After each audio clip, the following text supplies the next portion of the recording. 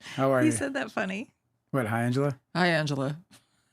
I wonder where that came from. I honestly don't know how to start these things. I think we need like a. You started it as if we were like having an argument right before this. Hi, Angela. Hi, Angela. Yeah. No arguments here. Nope. How are you? Are you good? Mm-hmm. It's cold outside. Yes, it's freezing. I spent the whole weekend eating leftovers and like under a blanket on the couch. It was nice. Bobo is here. Happy December 1st indeed. Do you feel the Yule? Not the Brenner, but the Yule? No, not yet. That comes later. Have you done your holidays shopping? Oh yeah, I'm just all shopped out. I can't believe it. I did it all in a day. I went to Macy's, of course. I just went to Macy's. That Macy's has a whole service where you just walk in and you just say, I'm helpless. Dale's being sarcastic. And then Macy's, a representative will come and just save you. They'll be just like, give me their names. And you just hand them out like cards. And then they just rush away. And then they come back with a cart full of things, a big, large check. And you just pay it. And it's all wrapped already. There are services like that. I know you're joking because we don't shop for anything. But there are services you can have a personal shopper and they can just do the shit for you. Which is like completely forfeiting your role in like the holiday spirit, in gift giving. Can you imagine? Yes. Being like, you know what? I can't be bothered to actually sincerely gift presents to my loved ones. I would like to hire a stranger to do it for me. Yeah, it reminds me of Scrooge. Do you know when he was hanging up the towel or the VCR? He was doing what? In Scrooge, when he was like, giving to his, to what's her face, he was giving her the list of like what to give people. Oh, yeah? It was either a towel. Or a VCR. A state-of-the-art VCR. And then when it came to his brother, he said, towel. A towel. And she sent him a VCR. Because she understands the Christmas spirit. She sent him a VCR. And then when he had to go to Christmas present, he got the VCR and he saw he got the VCR. And he was like, I didn't give you the VCR. See what I'm saying? Yeah. Good writing. That is a great movie. That's a really wonderful Christmas movie. We watched a lot of movies this weekend. Great example of great writing. Yes, we did. We watched a lot. Yeah, because it's freezing and we were under blankets the whole time. Yeah, and we're on a good run. Like we were watching good shit. Yeah, well, it's always really fun when you enjoy something that you've seen and then it sparks a thought where you're like, oh shit, I feel like I have to watch this other thing immediately. So that happened a few times. Yeah. So we watched the documentary Song Sung Blue. Song Sung Blue. Which is they're making a movie based on the documentary with Hugh Jackman and Kate Hudson. And it's about these cover artists. What is it? These impersonators? They're impersonators. A Neil Young impersonator. And she is a Patsy Cline impersonator. And they go on the road together as Lightning and Thunder. Together they are Lightning and Thunder. He is Lightning names. And she is Thunder. Yeah. And it's like a love story. And they became massive celebrities in their hometown. Yeah, in Milwaukee. Which is amazing. And the original documentary is incredible.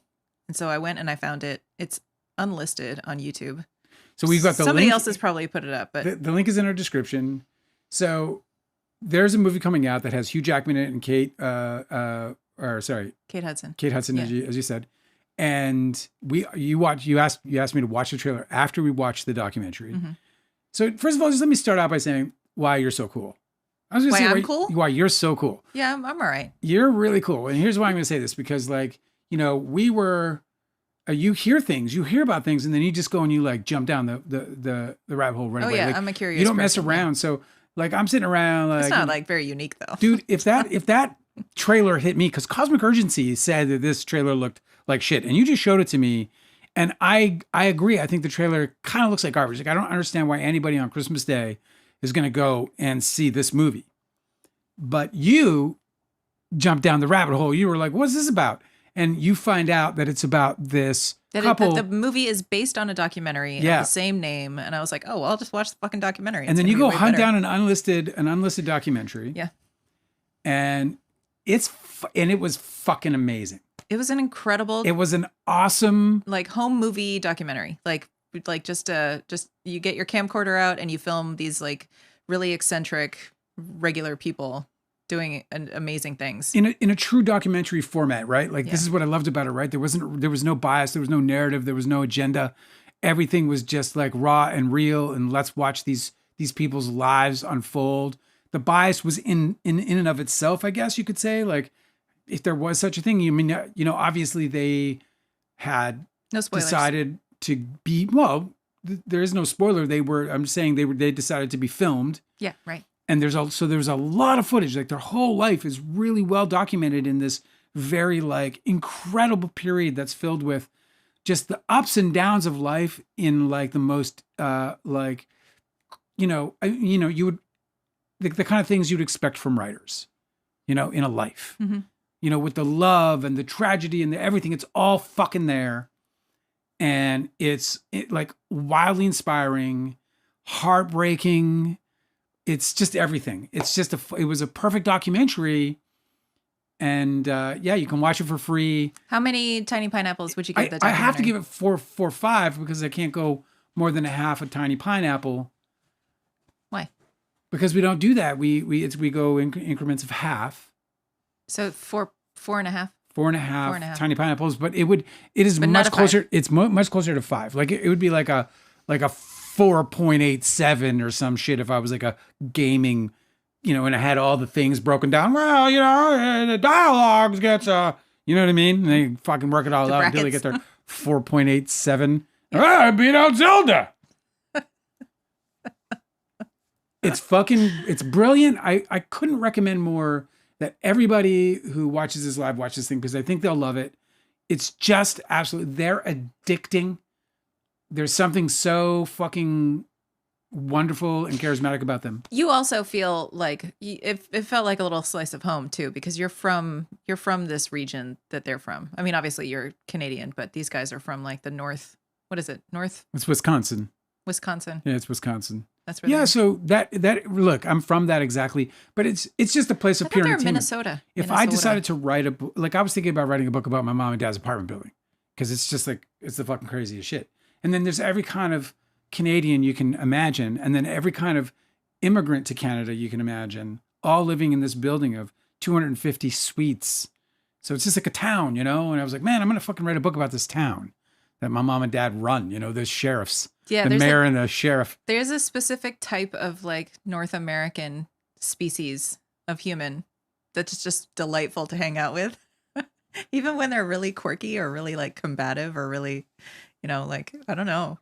It's just something really endearing about that area of the country. What a show. 4.5. I can't believe it's out there. I'm so glad it came to, and I'm just so glad that you did what you did your little magic thing where you just like, let's go find, what this really is. And then you plop it on in the middle of the day. That's always my jam, dude. And it just sucks me right in. And I mean, I'm not, like, again, I don't think it's anything unique or anything, but like if somebody is making an adaptation, I want to see the source. Like I want to read the book it came from, or I want to watch the, documentary or whatever fucking Twitter thread it was based on, fucking whatever, Reddit post. I want to see the OG. Chef's Kiss, 4.5 tiny pineapples. What'd you give it? I would say the same. I really enjoyed it. It's a little grainy, so like I kind of wish that YouTube hadn't compressed it to shit. It was like it's a documentary, so However, it's the most forgiving. It made me understand why they wanted to adapt it into a film that's coming out this December, or I guess later this month. It's December 25th, now? I believe. Yeah, but I'm nervous that it's gonna look like shit. Because, for instance, so there's pictures of Hugh Jackman playing this guy who's a Neil Diamond impersonator. Yes. Okay. And he is in this film and he's like in this like tailored, spangled like outfit. He looks like a pop star. It looks like he's like been dressed for the stage by a costumer. Yeah. He looks like a pop star. Yep. Exactly. And when you watch the actual documentary, the only stage outfit this guy ever has is this really, really gaudy, cheap looking vest. It's just a vest that has like sequins of the American flag on it. It's a sequined American flag vest. And that's American it. That's his whole show. And a white outfit. button up top that you pick up at fucking... Maybe some billowy sleeves, but that's it. Like these guys are so low, like low rent, you could low call budget. It. Yeah, just low budget. Yeah. But even low rent, like they're just like everything is low. Like everything is... Look, they're starving artists. Yes. And they go out and they perform and they live a life. And they live on the road. They live a life and that it's is grimy. Just, yeah. And it sucks. And they smoke everything. And there's constantly. like some genuinely awesome surprises in this about like how far their sort of their act went. Like it touched some people. It got some big attention. I don't want to do any spoilers because Yeah. Okay. But please my watch point it. is that like, why am I watching the trailer and why do they look like they have some money behind their The production? trailer's garbage. Like, I don't know why they can't just ever make a story about regular folk and let them look like regular folk. If this movie got to me, Yeah. if this movie got to me, it would be the kind of movie where we would have a shot at getting the actors Oscars. You know, because I would fight for every fucking flinching moment of realism out of that documentary into these characters. It's true. It's like you look at the trailer of it, you're like, first of all, why is everybody pretty? Yeah, Like, why is the color the way it realistic. is? Like this thing takes place Why in the is everything 70s. really clean? Why are their costumes like so costumed and not just like thrown together by whatever they could fucking find? I'm not excited about the movie. I'm not excited about. I love the documentary so much. Yeah. And I'm not excited about the movie I looked at up the director and he wrote and directed Hustle and Flow. You remember that one? It was like a surprise hit at the Oscars. I do. I remember that. And then he did the sequel for Coming to America with Eddie Murphy, and then he did the Dolomite remake with Eddie Murphy. It's like strange. He's like Eddie Murphy's guy for remakes. I guess. It's like Eddie Murphy's gonna do So it's I guess everything. Harlem Nights 2. I guess it's gonna look like that. I don't know. Did you ever see Harlem Nights? You see Harlem Nights? No. No? I recommend seeing Harlem Nights. Maybe that'll go on the list. Yeah, Red Fox was in it. Anyway, so we watched that documentary and we loved it. And then I was like, okay, well, I want more of this kind of documentary. And then I remember that Bill Hader recommended when he did his Amoeba. He went shopping at Amoeba and he did their on their YouTube channel. Yeah, we were telling these guys about what's in my bag. What's in my bag? Okay, yeah. so he recommended this documentary, and I was like, okay, cool, I'm gonna watch that one. And it's by Errol Morris, and it's Vernon, Florida, is what it's titled. Where evidently Errol Morris, I mean, there's no narrator, so we don't know what the fuck is going on. But apparently he went down to Vernon, Florida, and just like interviewed a bunch of randos that he found on the street, like old men who are willing to talk to him. Yeah. And it's just as delightful. It is. It's a character study. There's a book that actors study from when they study the Meisner method, the Sanford Meisner method. In acting school? And it's an acting method. Okay. It's not just a school. There are schools, but many of the schools. Jeff Goldblum had his was a Meisner based school. Oh, okay. And what the actors get is another supplement book called Spoon River Anthology. And Spoon River Anthology is a book of monologues of all these people who live in Spoon River. Some of them alive, some of them dead, et cetera, et cetera. And they're just telling stories. And it's just a monologue of maybe how they felt about a neighbor or the day that something else happened, or it's fucking awesome. Oh, so it's like a collection of monologues that you perform and you try to get into that character. Well, so as an actor. So there's so they're used as monologues, that you're basically applying the method to. That's cool. And then it's really wonderful actually. I have on my own. It's just like, I wish I was like vain enough to tape everything I do, When I was on my own once, I remember going through that and just like hitting it hard a few times, like just really getting into them.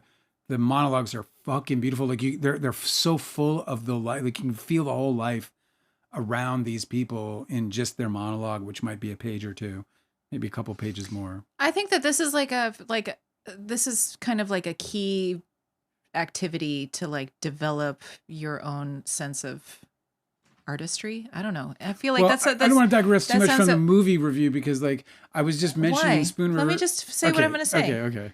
I just feel like when you're made to study a monologue or something and then like try and embody it and perform it, I just feel like that's kind of like the peak level of like engaging with a piece of art. I just feel like that's so rad. I think one of the reasons why I enjoyed hanging out with actors when I was living in Los Angeles and why they make such fun friends is that they have this like really, I don't know, this like really sincere interest and curiosity about stuff like that. Like they just want to get really deep into shit. Yeah. I just love people like that. Okay, go ahead. I think that's rad. Spoon River Anthology. I just likened this documentary. What's it called again? Vernon, Florida. 1981. Which also the link is in our description. I just loved it because it's unbelievable culture, and it can be unsettling even at times. but it was just to me such a just a complete. When we told people we were moving to Georgia, people were like, "Dude, you're gonna go into culture shock. Are you sure you want to do this?" And I'm like, "I think I'm gonna be all right." Dude, you don't know what you're talking about. You're gonna go into culture shock, dude. You have to think of like people were like genuinely warning me, like you're going to the because South they thought we were moving to like the country to this documentary to Vernon, Florida. Because there's a lot of dudes who like their whole thing is they go hunting and they wear like the leaves and twigs camo everywhere they go. Yeah. Like, or if you even go up into the Appalachian, Yeah. and and yeah, I mean, I met a few dudes out there like that was straight up like they were probably ghosts. you ever see Sling Blade? Yeah. Yeah, a lot of guys like Sling Blade up there. They were probably ghosts. They were probably like not even human entities. Dude, I went to go buy some wood for the campsite. Uh-huh. I rolled up in what was then our Mercedes with California plates on. Oh man, the eyes they gave me, and they're like, "From California?" I was like, "Well, yeah, I am." And they're like, "You might want to bring a truck up here." And I'm like, I don't weird. really. I just want to get some wood. And Come on. it was weird. It was like it was very weird. You're like, you want to sell me your wood or not? Yeah, give me damn wood. Hanada is here, and Bobo and Delicate. It's awesome. Okay. Good to see you guys. Listen, Yes. you're in the middle of a Happiness is here. review, Yes. and you want to tell me how many tiny pineapples, or you want to say more about Vitus is here. Vernon, Florida? Lee is here. I'm not trying to cut you off. I just don't want Vernon, you. Florida gets. Oh man, listen. I'm gonna give Vernon, Florida. I'm gonna give it. Oh, I want to give it 3.5 tiny pineapples, but I feel like I have to give it 4 to emphasize watching it. Oh, yeah. Because it's just so worth watching. But it truly is about a 3.5 tiny pineapple experience on a scale of, 5.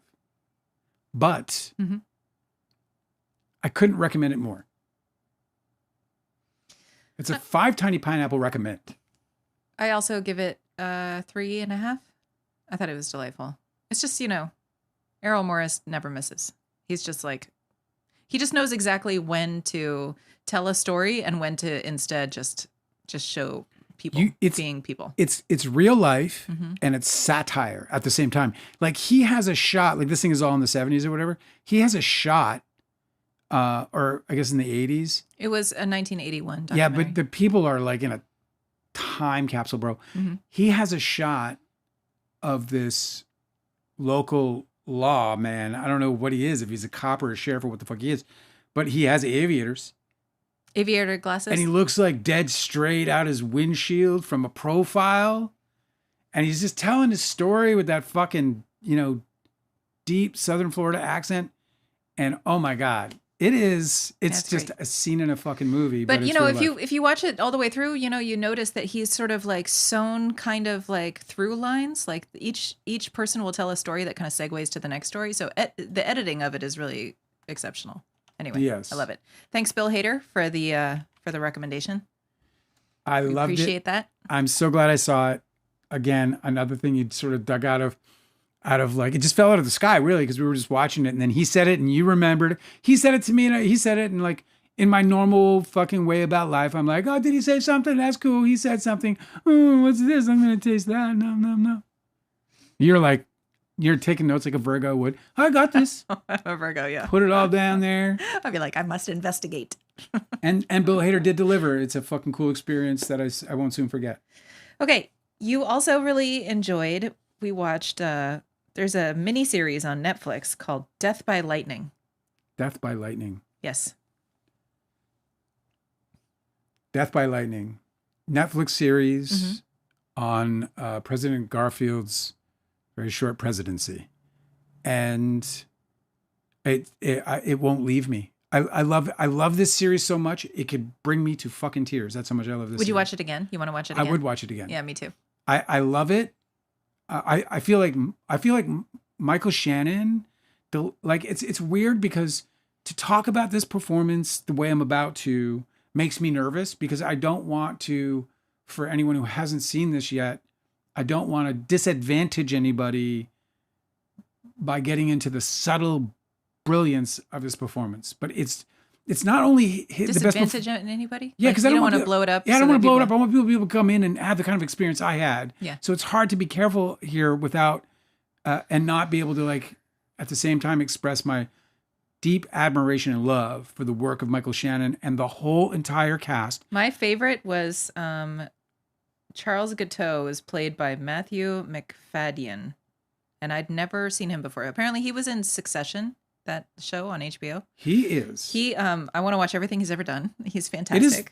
Every time he's such a scene stealer. Anytime he's on the screen, you're looking at him The and watching every complexity- choice he makes. Yeah, the complexity of his performance, like the depth of that character that they created.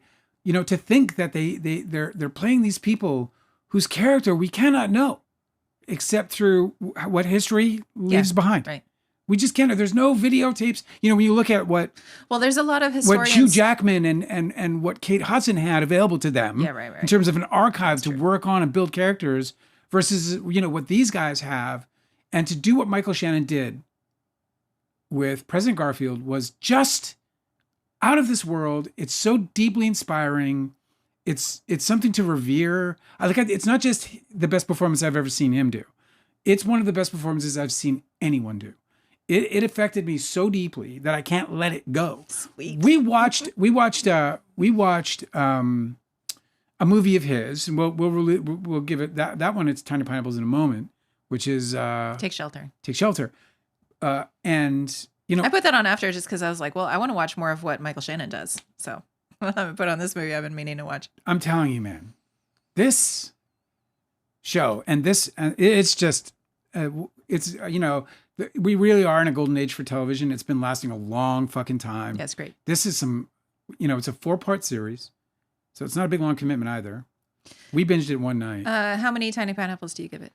I have to give it 4.5 because it can't go any higher. But again, Why can't you go any higher? Because I can't give it, it can't be perfect. And it isn't. And I'm going to watch it again to make sure. It's 4.5, but it's just the most glowingest review I can give it. It is remarkable. It's a remarkable piece of work, and everybody involved must feel so great. Yeah. I also gave it 4.5. I learned that it was it's based on a book by an author. I haven't read this story because, you know, I don't care about presidents, but I did read another book of hers, River of Doubt, which is an incredible book that I recommend to anybody. It's about Teddy Roosevelt decided to like go do an expedition to map this like uncharted river in the Amazon in Brazil. And nobody had ever been down that river. Nobody had ever mapped it before. And so he went and he packed this whole like. So he got the big idea. Yeah, he got this big idea that he was going to be the one to do it. Amazing. And he accumulated all of these experts, but they were experts in everything but the Amazon. So he had a guy that was like packing his boat who was like an expert in like Arctic expeditions. Yeah. And so he fucked everything up. And then he had this other guy who was in charge of like, you know, getting the crew together, and they weren't ready for the sweltering heat because they'd never been in, you know, it was completely doomed from the start. It's called River of Doubt. It was a really, really amazing book about how everything in the Amazon tries to kill you. And he Sounds nearly amazing. lost his life, and almost everybody in the voyage did. And so I was like, oh, okay, well that makes sense that they wanted to turn one of her books into a miniseries because she's an exceptional historian. But the thing that really struck me is, like I said, Matthew McFadyen plays a guy who is kind of insane, but also not very insane. Like not insane enough that people clock him as insane straight out the gate. But I just feel like the guy is so skilled that he walked the line. He really reminded me of Kevin Spacey in The Usual Suspects. Like how the whole time you're watching, you're like, oh, like when it's revealed what happens at the end, which I won't spoil, you're like, oh, okay, well, nobody would have been able to play this quite as well as he did. And then he's like, if you took like Tom Cruise's likability with like the savvy cunning of like Kevin Spacey, and then you mixed like the charisma of like Kevin Kline. That's what this actor is. And I want to watch everything he's ever done. It's really amazing. It was an amazing performance. The also give character it- was so out of this world. It's just hard to imagine Yeah. it's just a master class in acting. It's just amazing, especially when you realize that he's not even an American. Yes, that he's doing accent work the entire time, and he whole time. never slips once. Not Amazing. an iota. Yeah. Not an iota. And he's physically, like, you're like, why won't they cast, like an American? Well, he's capable, and he looks so much like the dude. Mm-hmm. Like, he's just perfect. It's the same for, well, we'll get to that in a second. So, I also really like phenomenal. the rest of the cast. Like Nick Offerman is in it. He plays a politician. Shea Wiggum. He's his whole thing is like side eye, like talking to people like this. Yeah, and he was also he does it in everything. Yeah, and he was in the movie Get Shelter. So when we watched Take Shelter after this, Shea Wiggum and Michael Shannon are both in it together. I was like, oh, it must have been so fun to them return to working together. Delicate's asking how many tiny pineapples we would give Miss Americana, which I have not yet seen. No, me neither. Because I was asking, I didn't know, and I haven't gone to look. It's on Netflix. We're gonna watch that this week. Okay, 4.5 for Death by Lightning. Yeah. And then we watched Take Shelter. Take Shelter. Because I wanted more Michael Shannon. And there's a scene in Take Shelter that is constantly being like, people put it up as like one of the best scenes in movies. It's always showing up on Twitter and film Twitter. Okay. And it's the scene where he has a freak out in a like a cafeteria hall. Yeah. So I wanted to watch that movie, and so we did. It's way better in the context of the movie, because there's a lot that leads up to that moment. Yes. Because it's not like a Tobey Maguire thing where he just like unloads. He just has a fucking flip out. Just has a flip out. Like this was like where when Alan comes to visit us. It was when Alan gets unleashed. Yeah, when Alan loses his stuff. So Take Shelter. Michael Shannon and Jessica Chastain are the leads in that, and a really interesting, like tonally intense, good little movie. Hard to describe this one really in a lot of ways, but it's kind of like a psychological thriller.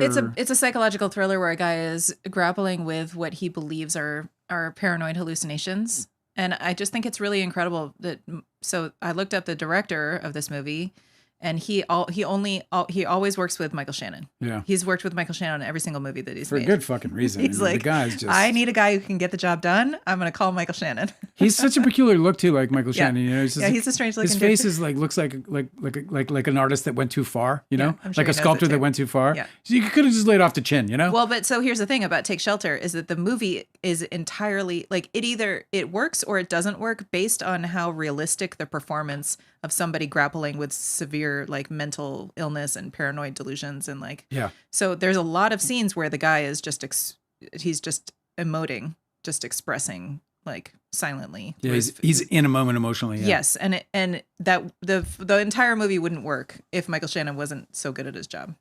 Definitely needed a highly skilled, like highest level. Michael Shannon is now at the highest level for me. Yeah, like I've always enjoyed him. Yeah. I've always liked him. I've been a fan of him for a long, long time. But now I find him the most capable. Mm-hmm. He's among the most capable. He can sit at the table with Dan Day. He can sit at the table with Leo. He can sit at the table with all the ones that are killing it and have been killing it for decades. Because this man, he's great, is amazing. And so that movie, Take Shelter, I throw at that one I'm going to throw on the other one 3.5 tiny pineapples.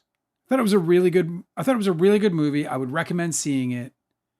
It left some things on the table, but I thought it was a really good movie. I agree. 3.5 for me too. I think that it's a slow burn, but it works. Dude, because the pacing is consistent. We're just like same scores. I know. What's happening? I think it's more entertaining when we disagree. Yeah, I'm disappointed. I know. I just liked it. It's like I said, it's a slow burn, but the pacing is consistent, so I really enjoyed it. It just takes you along. And Jessica Chastain is perfect, and I think that there's probably a few story holes, like some things where I was like, that doesn't make a lot of sense, but it didn't really matter in the end. Yeah, it's a good movie. I liked it, and that concludes our. We watched a lot of movies. Well, we actually have we watched a lot of TV two series that I think we should just finish off too, which is the Murdough Murders. Is that what it's called? Oh, on Hulu, there's a series. They did two series. One was with Bill Pullman, But this one is it's called Terrible casting. It's called Murdough, Death in the Family. Murdough, Death in the Family. And it is based on the podcast that I listened to by Mandy Matney, was one of the reporters that was following the scandal with the Murdough family before these crimes happened. So a lot of other people jumped on with their like true crime podcasts after the crimes happened, but she knew the scoop with them for much longer, and so people started to just cite her as like the better source. So if you don't know anything about the Murdough family scandals and the crimes, this is a really great series because I feel like they got the story right. It is. It's the golden age of fucking television, is what it is. It is just fan-fucking-tastic. I know. I was expecting this story. Listen, to be able to pull this story off, I knew everything about this story. We followed it. We followed the trial. We followed it all. If we were live at the time, it would have been one of the main stories that we, like the Karen Reed and this lively, Baldoni stuff. It would have been a major thing that we followed because we were blown away by this story. Because it's got every element that you would expect in like an absolute murder mystery kind of crazy story. And so to go into this thing, I watched it almost begrudgingly because I was like, man, I've been through this thing 100 times. I don't need to watch a movie about it. Oh, I know. And I put you through it. And so, but we did. I was like, well, you put it on. I was like, okay, yeah, I'm a pretty flexible guy, and I'm not talking yoga, So it was incredible. Jason Clarke. All the Emmys for Jason Clarke. Jason Clarke. So Murdough. All the Emmys to Shannon. Michael Shannon. Yeah, Michael Shannon. He should win everything for the next 10 years. And Nick Offerman. Yeah. I don't think that anyone's gonna come close to that performance this year. I know, it's a shame because anyone in a long time. But Jason Clarke is going to, sadly, it's like bad timing for him because his performance, he might win. He might win. His performance is unfucking believable. Yeah. You and I both constantly were like, how the fuck is this guy? I can't believe it. I looked at an intervio and I was like, Dale, he's Australian. He's Australian. This guy's performance is so goddamn unbelievable. An Emmy for the makeup artist too, because they transformed him. Yeah, totally. This series, first of all, not only was his performance amazing, Patricia Arquette, I thought was one of her best in I don't know how long. Yeah. I thought she was just fucking brilliant. There's a new guy there that I'd never seen before, a guy named Johnny Birchhold. He was just, every goddamn actor in this movie, in this series, was just brilliant. It was perfectly cast. It was perfectly directed. The writing was exquisite. It's a 4.5, another 4.5. I just cannot believe how good it was. I implore you to watch this series. I beg you. If you love or like or appreciate, look, it's an American family drama that incorporates everything that's wrong with this country in one family. In one family. Every fucking thing that is wrong with this country happens in one family. For real. And they tell it in the most accurate way and the most artful way. And I am just absolutely in awe and of all of them and their work, and I'll revere it for the rest of my life. I'm bringing my fucking brass knuckles to the Emmys nominations and the Emmy, the show, Yeah. Because I have really, really strong feelings this year about who deserves an Emmy. Holy God, do I ever. And yeah, Jason Clarke, he should fucking sweep. He's I guess he can't. Staggering genius in this series. A staggering genius. The thing about it is that he did 8 episodes versus 4. So, the one thing that Shannon might be up against is that I can't let that performance go. He moved me, Shannon, so deeply.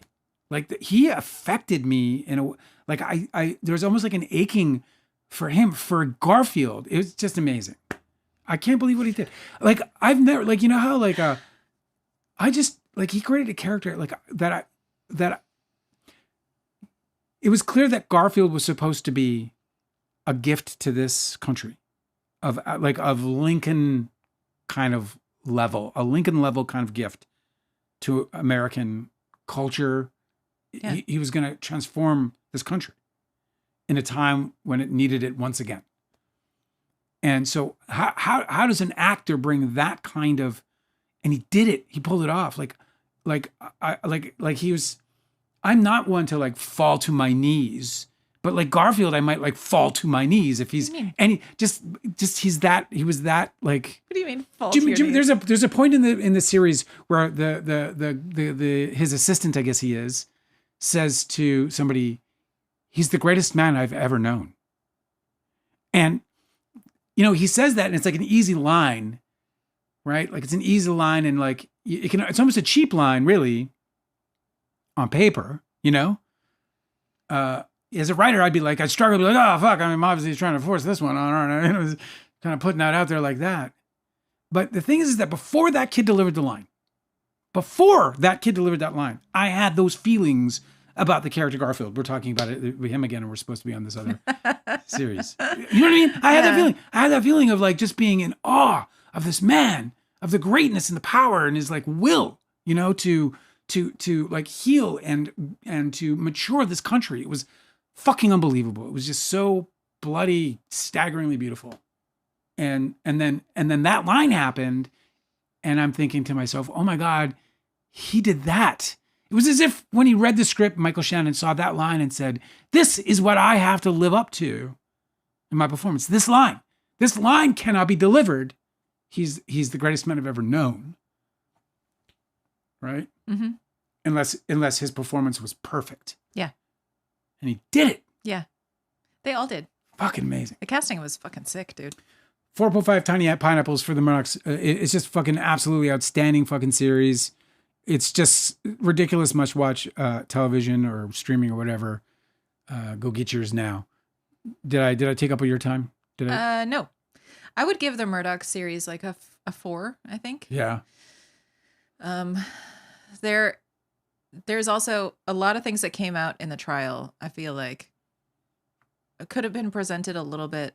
What they tried to do was like, okay, we know the outcome of the trial is that the father Murdough, right? Jason Clarke is playing, what's his name? Alec Murdough. Okay. Yeah. So we know that the outcome of the trial is that he's guilty of everything. But as they were telling the story in the series, they chose to make it a little ambiguous before the investigators reveal his guilt through their investigation. And at first I was like a little bristled by that. I was like, wait a second, it didn't happen like that. Yeah. And then they fixed it later. But well, they told the story in a way that's what I mean. Like everything was so spot on. So smart, yeah. I mean, the writing was so good. It was so smart. They just handled it so well, especially that part. I thought that was just as clever as it comes, to turn it all around. And it's just, man, I hope you guys will enjoy it. The last thing we have, and I'll be much briefer on this one, is KATLA. We've talked about this on this live, said we were watching it. It's an 8-part series. On Netflix. Right? On Netflix. It's from 2021. And it's Icelandic. And it has the people, the creators, these people, all of them, they have names that cannot be pronounced. I mean, Baltazar Kormakur is so much, I mean, I know I mispronounced it, but at least it stumbles somewhere close to things I can read. But otherwise, it's impossible to tell you who these people are. But just another deep, like tonally deep sci-fi kind of mystery series that just totally grabbed my attention. And like a modern folkloric sci-fi. There's like there's a folklore element to the horror aspect of it. Yeah, that's the funnest part of it all. I thought that was really interesting. Did you like it? I liked it a lot. Yeah, it's for me, it's like I'm probably going to give it a 3.5 just because I felt like there were some pauses in it, and there's just a couple of like writing holes that I could pick on it for.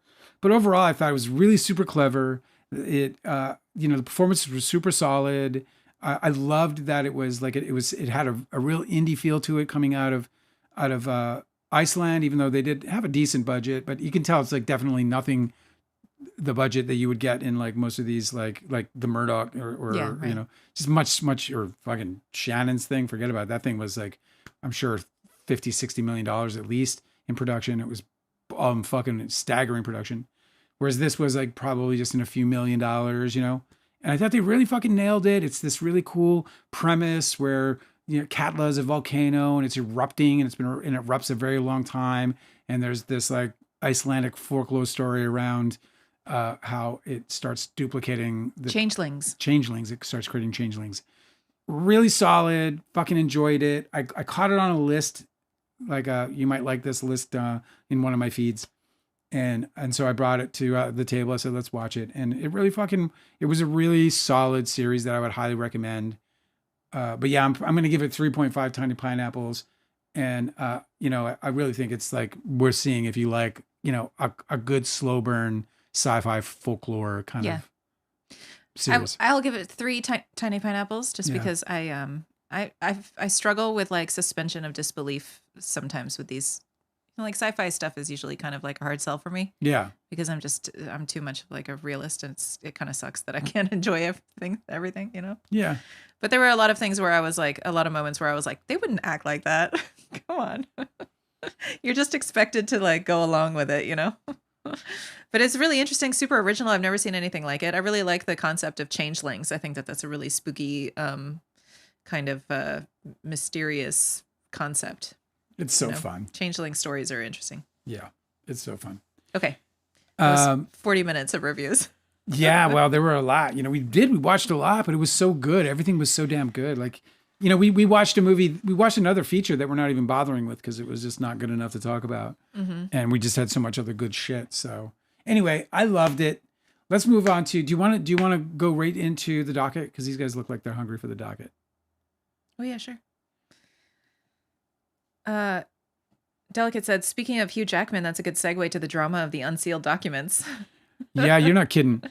That is so. It's so funny because they're trying to. Now they're going after Taylor Swift.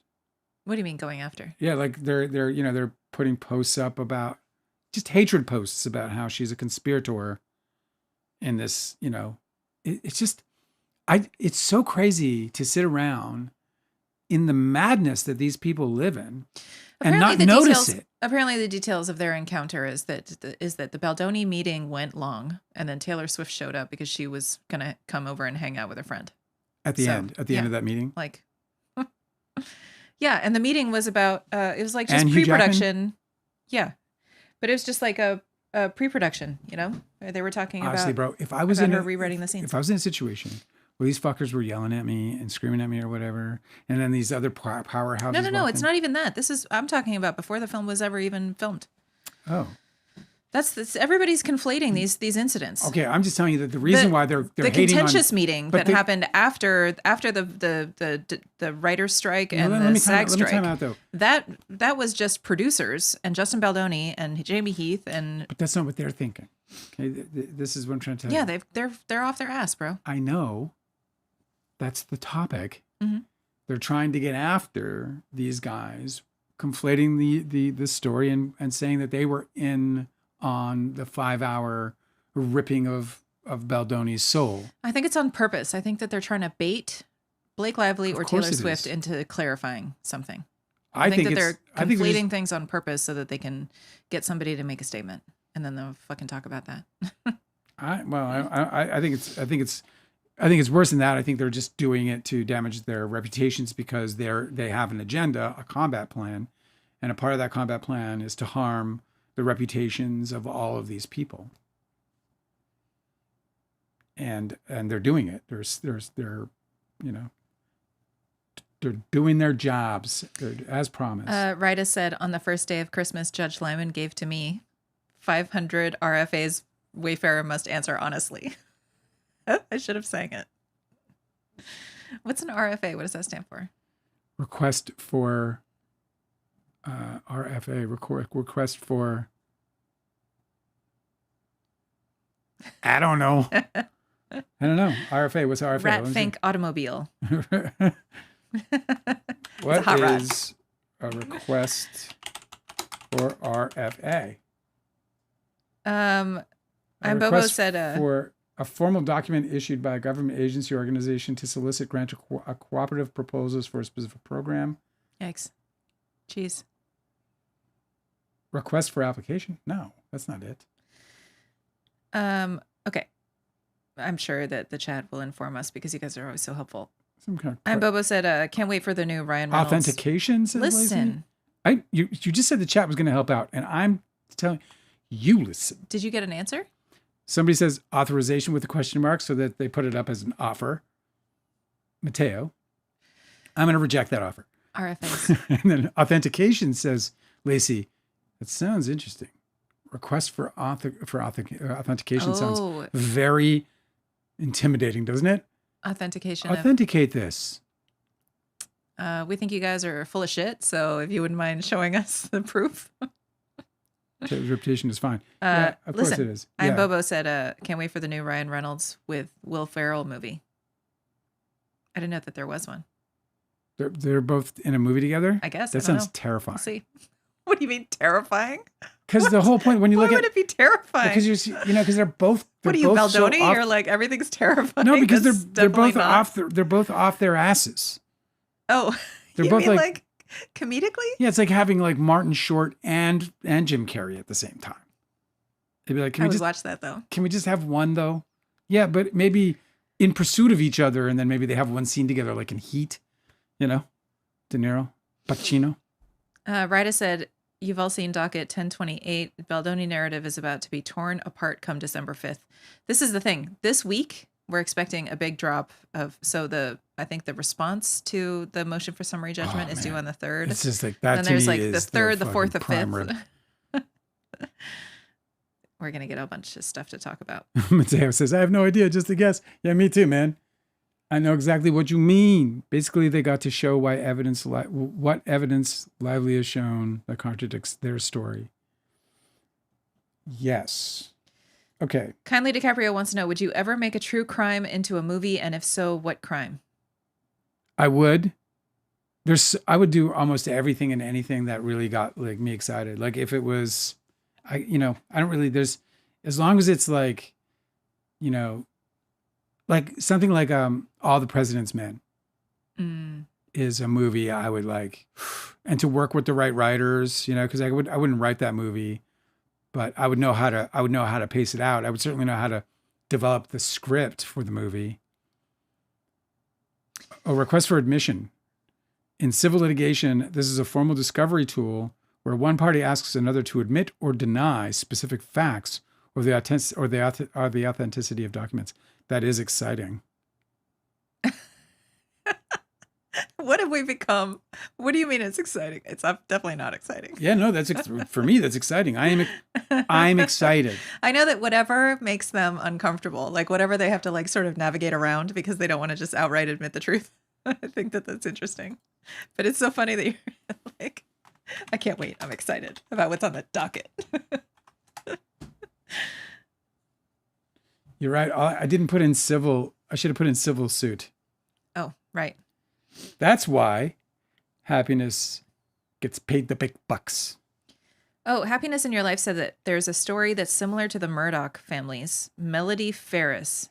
I think there was a 48 hours show, and then the live court recordings were shown too. I'm going to check this out. Angela will write that down for certain. Yeah, well, we definitely like those stories. I do too. Yep. I wanted to make a documentary of this. So the Glendale PD had this really horrible scandal that happened right around when I was a teenager. And I know this because one of the Glendale police officers was like trying to groom young girls. Yeah, you told the story on this live. Yeah. Well, apparently there was this huge cover up of these Glendale police officers that were sexually harassing and then retaliating against the female cops in the precinct. And so there's like 4 women who like came forward and had to sue. And then there was like this huge fight where the intimidation and retaliation continued and their lives were threatened. And it was like this whole thing. But it was this whole cover up where like cops were covering up for other cops and it went all the way to the top. And I thought that would make a really great documentary. It could. Those are tough, you got to have, but it could. Yeah, it could. You definitely need to have like a core crime involved that it gets around, so so the police officer that tried to groom me, and I lived in the next town over, so I guess he like as soon as he saw where I lived, he just dropped it. But he actually got in trouble. I think he got fired and put on the FBI's like watching list because he had groomed and like he broke into this girl's house to hug her, whatever. He'd been grooming her for like a month. And that was in Glendale. Anyway, So when I looked up several years later, I looked up his name, and it turns out that he got targeted by one of the FBI. Like they'll pose as children online and try and get predators to like meet up with these these imposter kids Yeah. that don't actually exist. It's like FBI agents that they're talking to the whole time, and he got nabbed. He got nabbed at a. He got caught at a train station where he was apparently going to pick up a 13-year-old or something, and then he had like a kidnapping kit in his trunk. So then he was arrested. But it's like I had an encounter with this guy, Like so, and this is the guy whose behavior the cops knew about and they kept covering for him. Yeah. No, I know. I mean, you've told the story before. It never ceases to amaze me. It could be a good doc. Yeah, you never know. Where are we? Are we still scooting down these?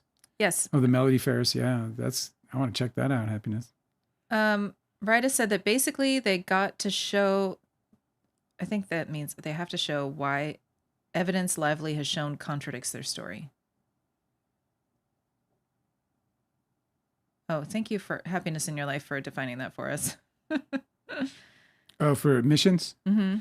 Yeah, request for admission is... It's kind of the same as the idea of authentication that Lacey said. It's basically the same thing. Okay, so I went through and I looked at all of the things. We went over So how many were they? Did you say in that little jingle? How many what? Requests, RFAs? Oh, Ritus was informing us about this. This was a note from Ritus? Yeah. Ritus is on top of it. I know. Okay. RFAs. Sorry, guys. I can't find it anymore. I'll find it. You read. On the first day of Christmas, Judge Living to me 500 RFAs Wayfarer must answer honestly. Oh, yeah. Right.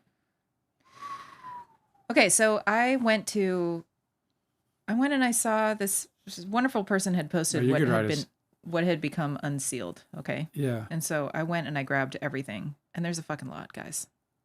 So let me just go to this folder. So I grabbed everything that was newly unsealed. I have... Okay, let me see. So there's new Jennifer Abel deposition. There's a new Steve Sarowitz deposition. There's Justin Baldoni deposition. Jamie Heath deposition. The tag scope of work email that they sent.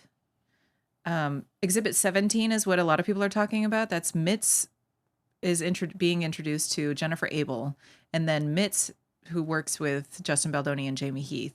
I guess I don't know if it's a Wayfair employee or whether this person works in a PR or whatever. But Mitz had compiled a timeline that has like every single thing that had happened throughout the whole production. And then even involving like Colleen Hoover and Colleen Hoover's complaints. So we got a lot more insight because of this Exhibit 17. And so Mitz is sending this information to Jennifer Abel so that she can catch up. Okay. Okay, so that's a really big deal. Yeah. There's a Jed Wallace deposition excerpt. Well, are we going to read any of this or what? Yeah, I'm telling you what we have. Oh, okay, cool. I'm giving you the menu. Sweet. There's a bunch of responses to Blake Lively's interrogatory questions. Okay, so we have Jennifer Abel's, we have Justin Baldoni's, we have Melissa Nathan, Steve Sarowitz, and then Tag's response. So that's really juicy too. Yeah. This is where they get to refute her claims. I understand. Okay. Yeah. And so what did you, of all those things, what were you hoping to talk about tonight? All of it? Okay. Yeah, as much as we can get through, I guess. I mean, there's a lot. The depositions are long. Well, we got an hour left tonight. Okay, cool. Let's dig in. Let me talk about Exhibit 17. Happiness goes, Mitz. Mitz. We're on to you, Mitz. Okay, this thing's a bear. I love Mitz. So this, I don't know if you can see, but this is like really, really teeny tiny, like a microprint. Yeah, but it's like a It's the microfiche. What is this called? Spreadsheet. And it's really long. Okay. But they have all these dates and it's really useful. So what I'm going to do is just compile this information and then what they gave us in the timeline document on that stupid website that Justin Baldoni's people built, and then create a timeline for the trial, right? So that we can keep track of everything. Where do you want to start? So there's pre-production, there's pre-production rehearsal. This is interesting. Let's just start from the top, or unless you have something juicy specifically. I know that one of the things that I'm very interested in, because I read some small bits about it, is I think it's Exhibit 17. Yes, that's where I'm at. So that's probably... That's the timeline.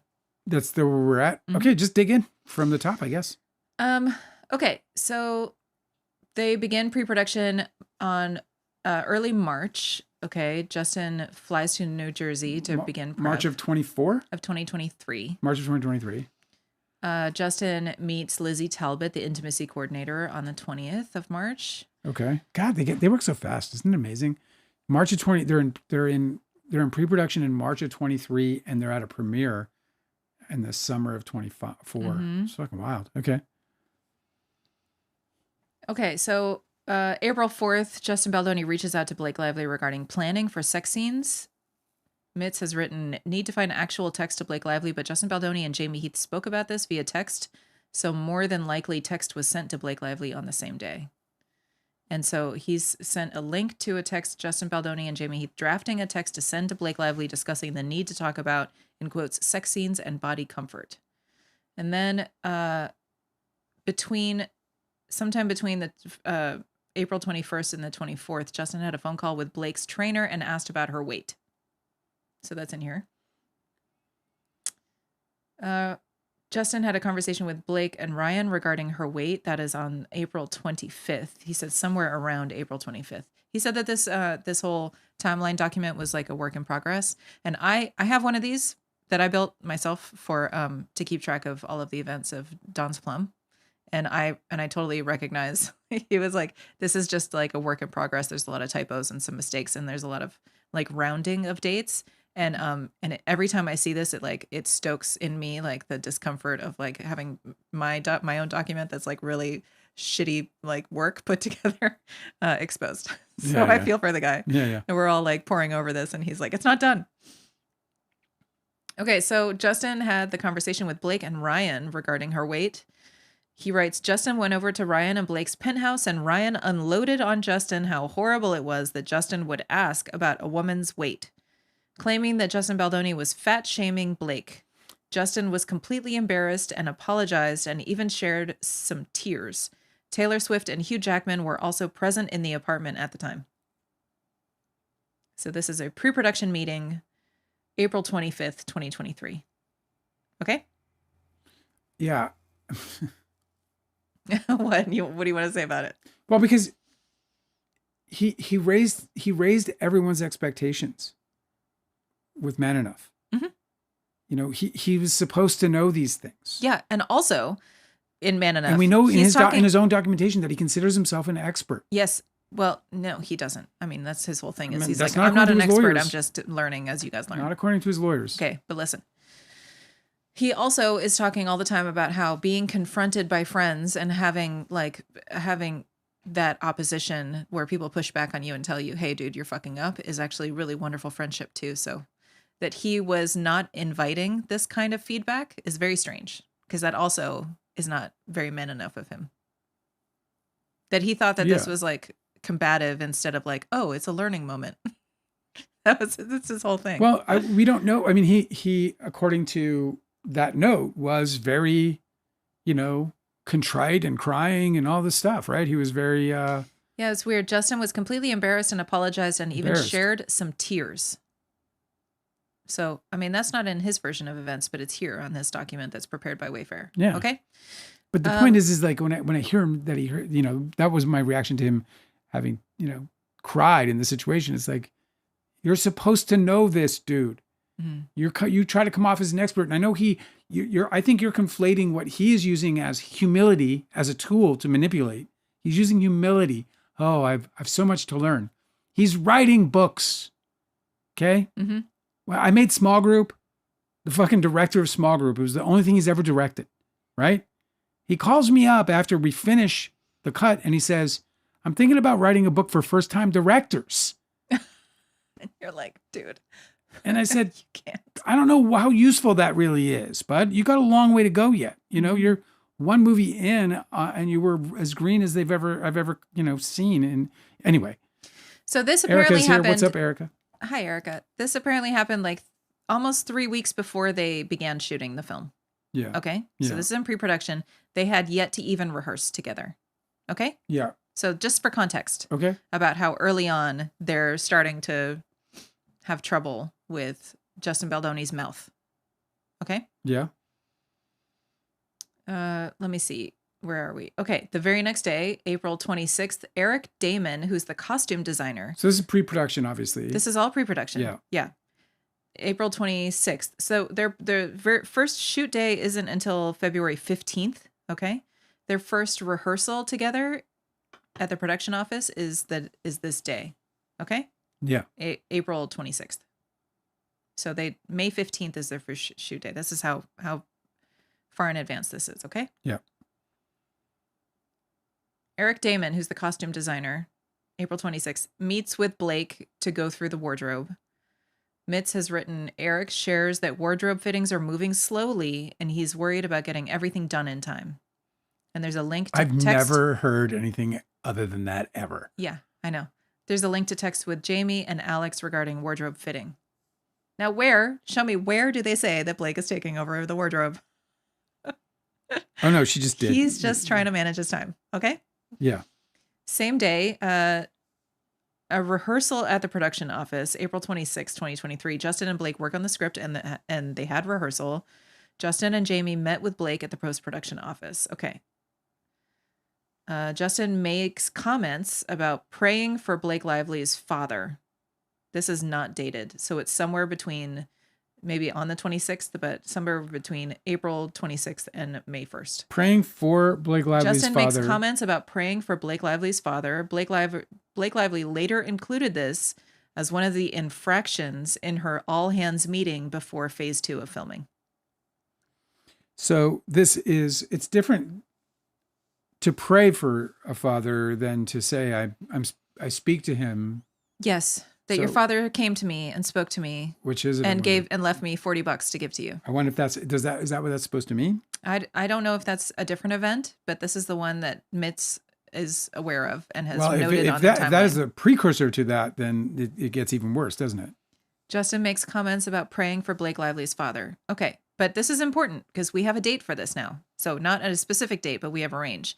It's between April 26th and May 1st. Mm-hmm. Okay. This entire timeline starts, let's see, pre-production begins March 6, 2023. So this is literally like less than 2 months into pre-production. Okay. Sorry. This is the second month of pre-production. And he's already taking liberties like, I'm going to pray for your dead father. It's also like, to me, that's like, that's a manipulation It is a tactic. really big line to cross with somebody who you barely know. It's also just a manipulation tactic. It's like, what do you just do it? Just shut up and fucking do it. Yeah, right. What the fuck are you telling her for? Yeah. The fuck does telling her have to do with praying for her dad? So now she owes you some reaction, some sort of like thanks or some. It's manipulation because he has to tell you about it. Mm-hmm. People who genuinely want to pray for somebody or for something, they don't have to fucking tell them about it. I'm going to pray for you is bullshit. I agree with you. Go pray then and shut the fuck up. You know what I mean? Yeah. You don't have to tell me about it, bro. What does that got to do with it? I mean, that's between you and God, right? And my problem. So go have at it. And I believe in prayer as a power. I think so too. It's just a really fucking strange way to run your mouth with somebody who you barely know, right? This is a working relationship. And it's also like I said, it's a manipulative gesture. Yeah, it's and like, here's the thing, I'm going to dude. show you how I'm going to take my personal time with my God to meet and confer on your behalf. It also is very interesting that it comes after he's already been chastised about asking her trainer about her weight, right? So it's he's fucking, already it's just been invasive. It's just my I fucking think this supports space. your theory that it's a bit of a manipulation. Like, is he trying to gain favor with somebody who he's kind of on the rocks with by trying to make this like really strange, super personal you know, trying to include him in her personal life in this way. It's Or is fucking he weird. Or is he just so insecure that he thinks that he has to offer things to the gods? You know, is he so insecure that he looks at these as like the Greek gods? You know, here I sit with Venus and Achilles, or no, is Achilles a god? You know what I'm saying? Like, what is the problem? You're What is saying it? he's trying to win Blake Lively's favor Yes, by like, saying, yeah. I think about your dead father. Yeah, like, you know, like I just want you to know how Guy's a fucking bonehead, bro. it's so stupid. It's so bad. It's Like, just, you're already on the rocks with these people. Why are you running your mouth? I would be like, yes, ma'am. No, ma'am. I would be like, let's just make sure you're happy. I wouldn't even offer anything personal whatsoever. I also just, it's just so inauthentic. Just go and pray for fucking father and shut the fuck up. I mean, if it means something to you, then it should just mean something to you. Right, exactly. And also, if it's a gesture of kindness that has nothing to do with her directly, why are you involving her except for to gain favor? It's really fucking weird. Yeah, Okay. you're only trying to gain favor by telling somebody that. We have a date for this one. It's May 1st, 2023. Alex expresses concerns about Blake changing scenes. So this is Alex. What's the producer's name? Alex. I'm sorry. I can't remember. Alex, who I was mistaking for a man, is a woman, a producer. Oh, okay. They're using the first name here, but I can't remember the last name. Alex says, in quotes, she's fixing the script. She is now directing the movie. This is bad. We have this in text messages, and Baldoni's complaint has this. Dude, that is my exact reaction. Link to text that with situation. Jamie and Alex about Blake, in quotes, directing. Hang on, let me. So Alex That is the exactly first. my reaction to that problem. What? Like, that is a text I could have very well sent in this situation. Like, I can hear She's fixing the script. all the problems. She is now directing the movie. This is bad. It's so bad. Yeah. So they haven't even. They're 2 weeks out from filming. They could have nipped this in the bud right then, Right guys. there. That's when you should have done it. Well, you should have done it before you let her in. Like, you don't let her in, dude. And listen, this is something like where Baldoni fans can easily run with what I'm saying right now in their own minds, or even take my words out of context to make it sound like Blake Lively was a bad person. Oh, as if it's her responsibility. Literally right? anybody that gets in. Yeah. It is so addictive. The minute that you get a chance Yeah.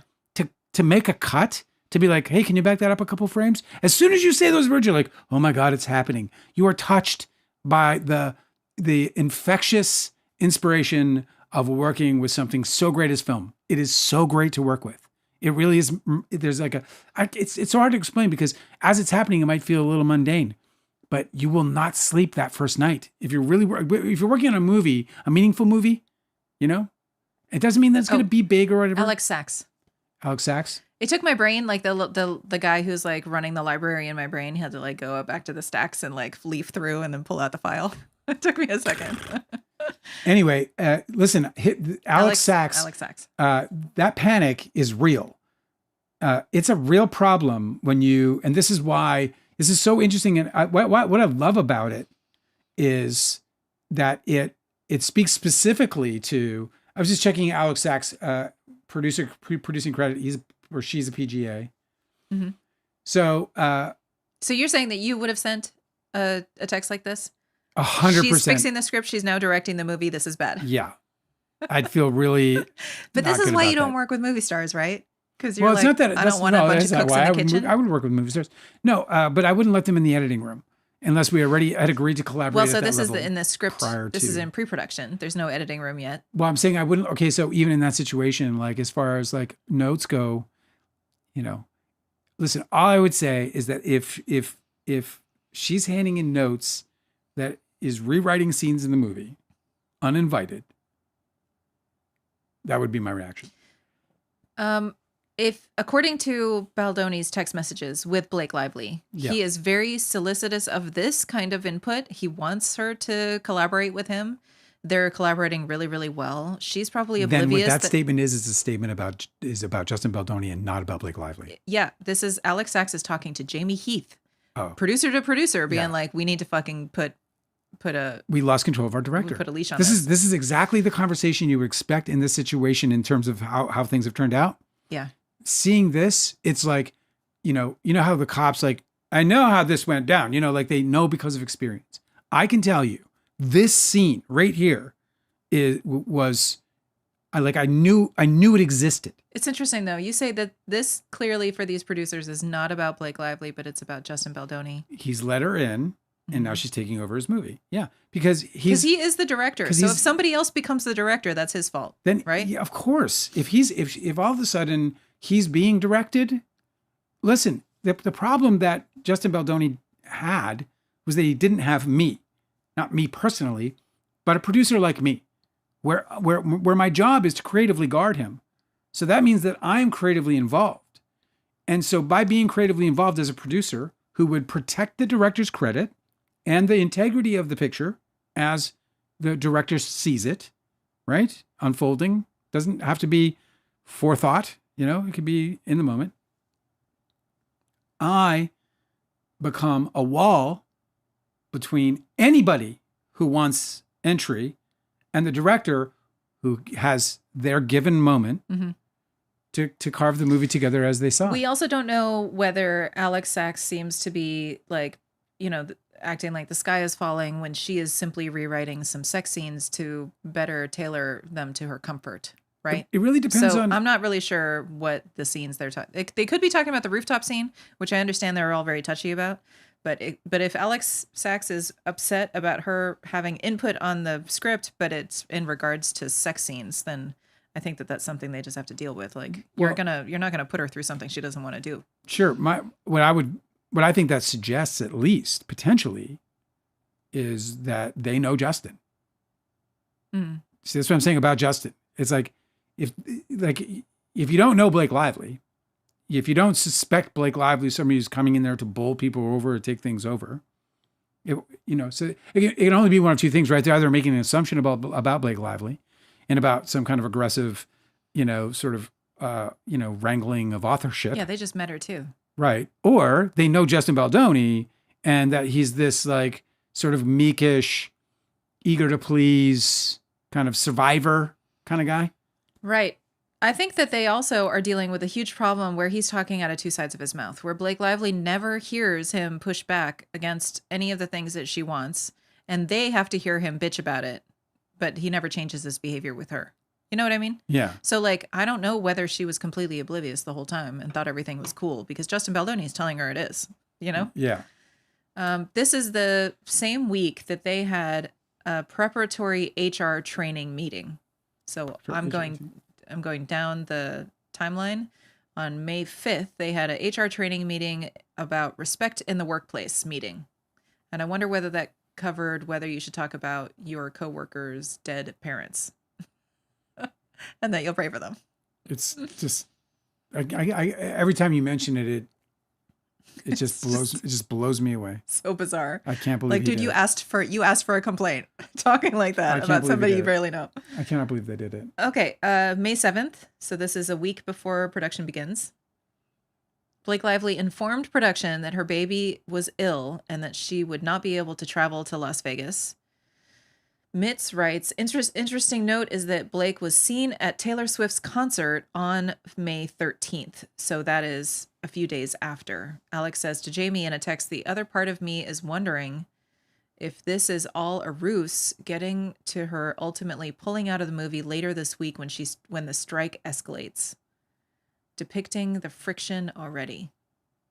There's a link to the text with Jamie and Alex worried about Blake Lively's willingness to travel. That's interesting. Do you see how they're already conspiring? I mean, they're already making up narratives about what Blake Lively is really up to. And where is this? Does it have a month? Yes. So this is a week before production begins. Okay. They're in pre-production. Blake Lively says that she can't travel to Vegas with them. Vegas shoot was canceled due to Blake's child being sick. The Vegas shoot specifically in the book was that they get married in Vegas. They have a Vegas wedding. But they didn't do that in the movie, and probably because they just had to wipe it. Because she couldn't do it. Because she couldn't go to, they had planned to shoot that early May. Okay. But already they're saying because what a fucking shame. So she was sick on the 7th. The Vegas shoot was canceled on May 8th. Okay. But because she was at a Taylor Swift concert on May 13th, they're already saying, I think that this is all a ruse, getting her to ultimately pull out of the movie later this week when the strike escalates.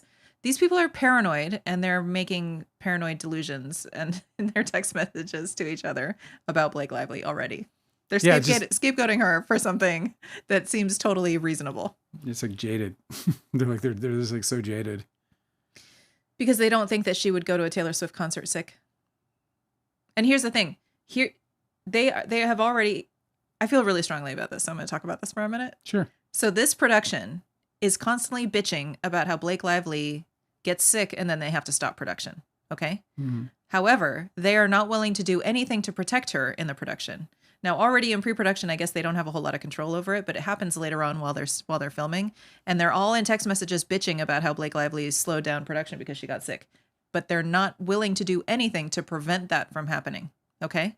Yes. So here they are saying that they're saying that they don't believe that she was actually sick because she went to a Taylor Swift concert on the 13th, but they should be grateful that what she's not doing is showing up to work on their film set, sick, because then they'll have more people absent because they're ill. Do you see what I'm saying? Yeah. So if she is keeping away from the production with a highly contagious virus, right? Or whatever she's saying her kid is sick and she doesn't want to get anybody sick. You'd think that the production, who hates having delays, would be happy, but they're not. They want to scapegoat her already. Well, look, if they're losing the Vegas shot because of it, then they're going to feel that pain. I would be struck by that. I would be like, it's a big deal. You know, you have a shot planned. It's definitely a big deal. You got to rewrite it now. What do we do in the fucking county clerk's office? Like, that's just not as sexy. Is what a lot of productions do is they quarantine everybody. They quarantine the crew. They quarantine the cast. Everybody's quarantined for like 2 weeks before production begins so they can make their schedule so that nobody gets fucking sick. I guarantee you somebody said it's just not as sexy. I mean, it's just not going to be sexy. Vegas is sexy. This movie is sexy. Okay. I have something like... You have a little hair? I have something attached to my eyelash that I can't actually grasp, but like to you, nobody can even see it, I'm sure. But to Just me, do one of these. It's like there you go. It's like a fucking piece of bark or something. I know. How did we ever live before we had like houses that were cleaned? You know? Like sometimes I'll get an eyelash in my eye and I'm like, how did we evolve this way to be so sensitive? A fucking eyelash can like KO you. You can't do anything. Just want it to go away. Totally incapacitated. Back on the topic though, I think that I would feel a little bummed if, you know, my movie star who, you know, was rewriting my script is also not showing up for work when I need her. Well, they made the fucking, they made their bed and they're laying in it because they're not trying to prevent anybody from getting sick. This is May 2023. Okay? Like you guys are lucky to be in a production at all that doesn't have like really strict COVID precautions. You don't have to talk to me. I've been in quarantine since fucking 2020. What I'm saying is like they don't have very strict COVID precautions. That's a choice that they made. So yeah, you guys are going to have a fucking messy production because a bunch of people are going to get sick. Just not surprised by the tone. And even if it's even slightly misplaced, if her child was sick, and I presume it was, I'm saying it, and I don't mean that disrespectfully because I just don't know what the gender is. If they was killed by disease. No, if they were ill, then yeah, I think it's totally within her. I think it's totally smart to keep people out of it for sure. And I would also with that also definitely not want to go to Vegas and be sick in Vegas in a hotel. Yeah, I mean, I also feel like they should be grateful that she's not trying to be like patient zero, showing up on set and infecting every single crew member. You know what I mean? Like, because they want the production to continue. That's not how the production's going to see it. They're going to see it as, are you sick? No, then, you know. Okay, May 11th, 2023. So this is still, right, it's a rehearsal at the production office before shooting. Justin recorded his rehearsal with Jenny, and Mitz has written, Jenny called out that she was not comfortable with this. So Jenny Slate was being recorded. I don't know if she was not comfortable with being recorded or whether she was not comfortable with something about the rehearsal. It's not specific, but it says Justin recorded rehearsal with Jenny. Jenny called out that she was not comfortable with this. She was not comfortable with, we don't know what it is. We don't know. But she made a complaint, is what they're saying. Okay? The next day, May 12th, 2023, Justin and Blake potentially met to write pink draft at Blake's house. Table read. Pink draft? Yes. Is that some Yeah, production lingo? it's like a shooting draft. They color code them. I can't remember what the color codes are anymore. Oh, okay. So Alex and Jamie Heath are exchanging emails where they're talking about she's fixing the script. She's now directing the movie. This is bad. And then just a few days later, Justin Baldoni is at Blake's house, potentially writing the pink draft together. So apparently it's not such a bad thing, right? Like the behavior they were complaining about didn't stop because Justin Baldoni brought it over to her house to write with her. Do you get what I'm saying? Yeah, so the pink is, according to the internets, The pink draft? it's the second draft It's right before they're filming, so I guess after the blue. It's so it's like it comes after the blue draft. So you get the blue draft, then you guys get are the pink draft. such pros.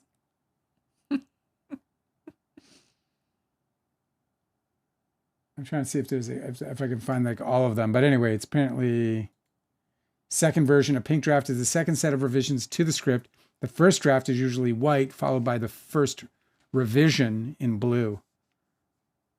Hilarious. I mean, writers, like as a writer, I'm like, my white draft would last 6 or 7 drafts. My blue draft would be 10. And then my pink would be another 5 or 6. All right, so she got the pink pages. Yeah, but my point is that this is after the week after Alex Sachs says she's fixing the script. She's now directing the movie. This is bad to Jamie Heath. Yes. And apparently nothing has changed because Justin and Blake are meeting to write the pink draft together at Blake's house and do a table read. Okay? Yes. So here's just like, I just feel like it's important to point out that Justin Baldoni is saying that Blake is responsible for all of this when his own producers are saying that some behavior should be stopped, that he then willingly continues with her. Yeah. Okay? Shoot day 1. City Hall, Riles car memorial service scene. This is May 15th. Paparazzi photos had been published showing unflattering photos of Blake Lively. This sent Sony and producers and Justin into a frenzy because they had long felt that the wardrobe choices Blake Lively was making were not in the best interest of the film. There was a lot of chatter about how to get Blake Lively to compromise on wardrobe. A link to photos from the set that day and a link to texts with producers discussing wardrobe between Alex Sachs and Jamie Heath. Okay? Yeah. You have anything to say about that? I mean, we know it. It's infamous at this point, an infamous moment in the timeline. And yeah, I mean, you know, I can understand if she was making wardrobe choices that really, I can understand that being it being a problem if it goes against sort of the look of the film that you're going. Here's through. my question. Yeah. Who the fuck is in charge? Of wardrobe? Who the fuck is in charge in this movie?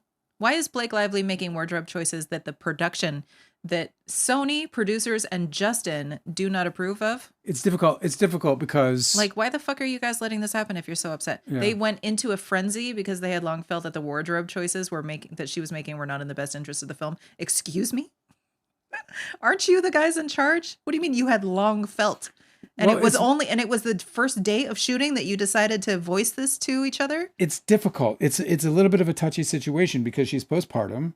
So this would probably, you know, I think what you're reading in part is, you know, them dealing with what they've got dynamically in their situation. Like, do you get what I'm saying though? Like, who is culpable? It seems like they're wanting to point the fingers when really they're the ones in charge. Like, they have full control over everything.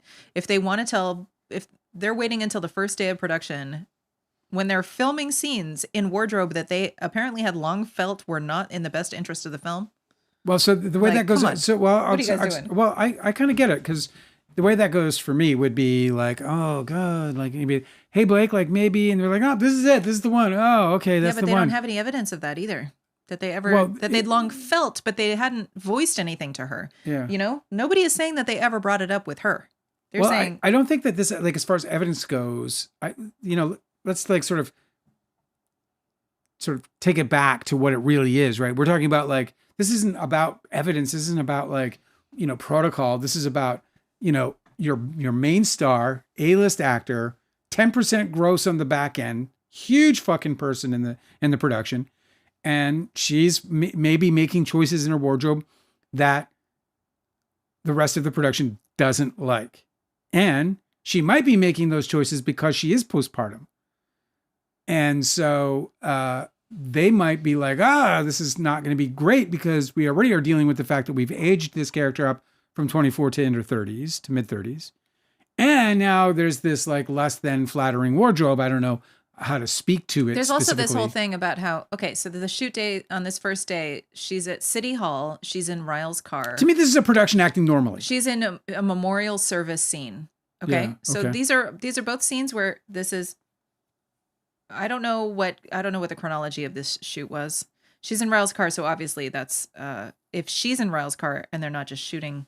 Oh, so she might not even be in the scene. Bro, what I'm saying is a character's arc. Yeah. Typically, in a lot of movies, they love to do this thing with wardrobe and costumes, where like the female protagonist, she's like, you know, lost in life, and so she wears like drab clothing. She's wearing like browns and fucking gray or whatever. And then as she blossoms, right, because she's there's obviously this flower shop theme, right? So as she blooms into this love affair, she begins to dress more, you know, feminine and more beautiful, right? So it might be at the beginning of this movie where she's like literally at a funeral and she's leaving her old life behind. She might choose to dress drab because she's trying to tell a story through the character's wardrobe. Doesn't matter, bro. If the director and the producers in the studio don't like it, that's a problem. That's the point of the whole thing. Is like, why are you guys complaining to each other about something that's entirely your responsibility? This is, to me, just normal filmmaking. They're gonna complain about it because it's a fucking annoying, and they got to find a way to solve the problem, because if the problem's bad enough that the decisions she's making they think are going to creatively impact the film negatively. But did they not have paparazzi photos are being taken of them shooting them? Why didn't this conversation happen the week prior? I'm sure it did in different ways. You know, it's just an escalation of a problem. It's a problem that's, you know, these problems. Timeline. And also, you know, the wardrobe decisions aren't all being made on the same day. So, you know, as they move through scenes, wardrobe's being presented. And you're like, oh, God, no, this is awful. I can't wear this. But they're like, okay, shoot day one. We've got our actor in that wardrobe that we all decided we don't like, but we're going to go ahead with it, right? Instead of send her back to the truck. Like, what is happening? No, not necessarily. Like, it depends on how bad the wardrobe is. Like, if I'm directing a movie and the actor who is the A-list, like if it was Leo and he was absolutely going to wear a shirt that we didn't want, yeah, I'm going to fight to get that shirt off of his back as hard as I can. Mm-hmm. If I don't want that shirt on, or if the DP doesn't want that shirt on, and there's a good reason for it, then we're going to try to do what we can to get it out of there, for sure. But that said, this is one of the sort of issues of dealing with somebody of her size, you know, in terms of her station, with such a high station. You know, if she's going to make these decisions, dude. Shoot day 2. This is May 16th. They filmed the scenes, something to do with Lily's car and Andrew's resting place. So that's at the cemetery and then in her car. Okay. Yeah. See you later, Dad. That one. Yeah. Meeting in Blake Lively's trailer regarding wardrobe concern. Justin Baldoni tears up. Jamie Heath looked at her direction while in the trailer. Okay. So this is what Mitz has written about this. It sounds like such a, you know, don't look her in the eye. Don't you dare look her in the eye. Yeah, I know. It's like the real story is very different. Okay. Yeah. Okay, this is written in quotes. In the morning, Justin Baldoni and Blake Lively discussed production wardrobe, and Blake Lively made some remark about how Taylor Swift said, in quotes, "The fans don't know what they want until you give it to them," in defense of her wardrobe choices, which were being trashed online. Further, she paid Justin Baldoni a compliment on this day, and Justin Baldoni, in hearing it, teared up. This would later be weaponized against him, as Blake Lively would insist that Justin Baldoni was in her trailer sobbing about how she looked old. Okay. Again, this is a document that has been prepared by Mitz and sent to Jennifer Abel. Yeah, no, this is for you know, to skew it in their favor. Yeah. Okay. But that sounds ridiculous, doesn't it? It does. It really does. Yeah. Okay. This next part of that same day. Later that day, Blake Lively had requested to meet with Jamie, Justin, Alex, and Ange after wrap. Jamie knocked on her trailer and she let him in. In the room was her hair and makeup team which is not Jamie Heath's version of the events. In the room was her hair and makeup team. He said that it was just them two, right? He said it was just them two and she was pumping. Every time you say that, I immediately have her with barbells in my head. She's like, I'm going to pump you up. 1001, 1002. Hey, how you doing? Hey, don't interrupt my count. How do I look? Do I look pumped? You want to see me do 2 arms Don't at once? look at me, except for my muscles. Watch as I stagger. He looked directly at my massive muscles. Okay, sorry. From the top. Later that day, Blake Lively had requested to meet with Jamie, Justin, and Alex and Ange. After wrap, Jamie knocked on her trailer and she let him in. In the room was her hair and makeup team and her assistant and or nanny. Blake later took issue with this. Jamie and Blake spoke about when the meeting would take place. Blake would not adjust her turnaround time and instead insisted that we meet tonight. After Blake finished taking her makeup, they had the meeting in Blake's makeup trailer, the Lookbook Convo. Lookbook Convo. Yeah. Okay. So we don't have all the details of that because there's a lot of stuff we'd never heard of. And What's by the way, Lookbook Convo? Lookbook is definitely the way that they would go in terms of trying to persuade her into other, well, that's not really what we're going for. Yeah, right. Here's the luck. Grab your girls, wear your florals, right? Scarface. Check it out. Okay, shoot day Deep 3. V's. Did you want to say anything else about that? No. Other than Blake pumping? Like I this. will pump you up. Like this. I'm Blake Lively. You want to see 2 guns? Okay. Shoot day 3. Lily Blooms is the location. This is May 17th. Today we shot at our Lily Blooms flower shop location. We completed all of the scheduled scenes, although we did not shoot scene A27, which was if time permits. Okay. Shoot day number 4. Lily Bloom / Atlas confessing his love in front of the car. Alyssa and Lily fix up Lily Blooms. This is May 18th. This is the day that Justin would have said sexy to Jenny. She's wearing black leather pants while doing the cleaning in Lily Bloom's montage. So that's the day. May 18th. Why would he say that? That's so stupid. Well, dude. because it's an internal document for his PR people. I get it, but it's just that he said it to her is so stupid. Yeah. Oh, that Justin Baldoni said Yes. that to... It's just like, why would you say to somebody when you Jenny. look at them, sexy? I thought you meant, why would you write it in this document? Like, there's so many different ways you can be loud. Those look awesome, or you look amazing. It's just so easy to get away with. Sweet pants. Yeah, sweet pants, kid. Like, oh, look at the leather, man. I need Sporting to the get a leather. pair of them. Yeah. Right? Okay. But sexy. It's such a deliberately terrible word. Yep, I know. Shoot day number 5, the hospital day. And it's also horny, bro. It's a horny word. Yeah, of course it is. You know what I mean? Shoot day number 5. This is a hospital day. This is May 19th. Justin Baldoni texts Blake in quotes, "Just want to check on you this morning after last night. Feeling okay? Anything I can have ready for you on set?" And that's it. That's all he says about it. Your resignation. Shoot day number 6, hospital day. This is May 22nd. 2023. Crew badges become mandatory and then had to include a photo. Okay, Blake requested that everyone in the crew wear name tag badges and photos. She said this was standard protocol on all sets. This was not a standard practice that anyone else on set was familiar with. Wayfair, of course, accommodated this request. Ex-Patriarch did this really great thread where he disproved this allegation that this was not a standard practice that anyone else on set was familiar with. Justin Baldoni was, there's a bunch of behind the scenes photos of when he was filming his movie 5 Feet Apart. And in every single one of them, him and all the crew are wearing name tags. Yeah. And then Ex-Patriarch also shows a lot of other film sets, including the most recent one that Blake Lively had been on, and everybody's wearing name tags, and that it's like just really standard. But if the Wayfair people are claiming that this is not something that they do, then they must not have been present when they made their last film, because everyone was wearing those in all the BTS. Weird, right? Yes.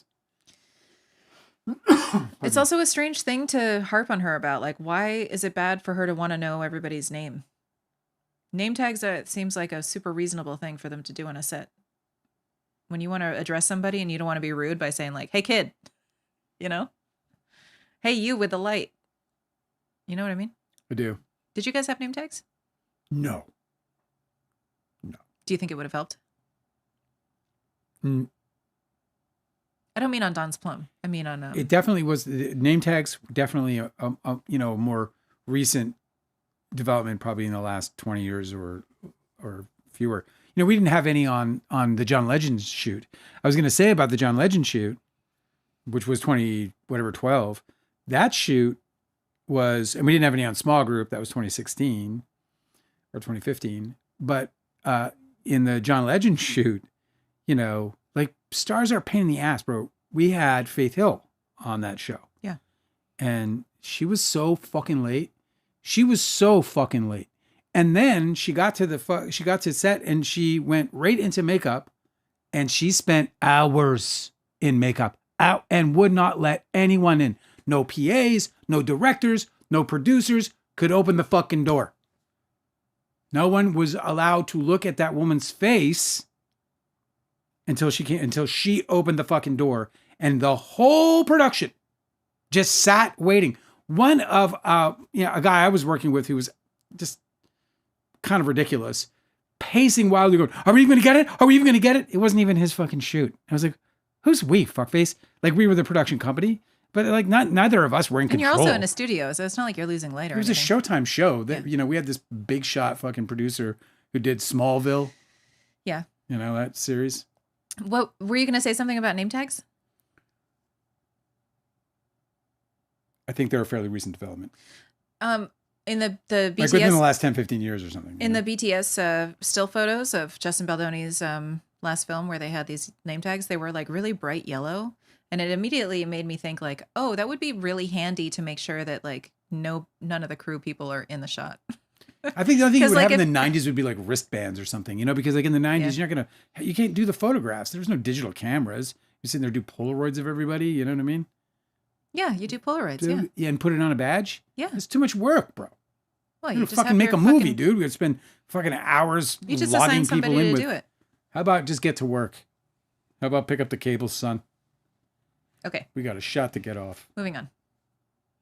Shoot day number 7. This is May 23rd, 2023. Boston bar karaoke scene.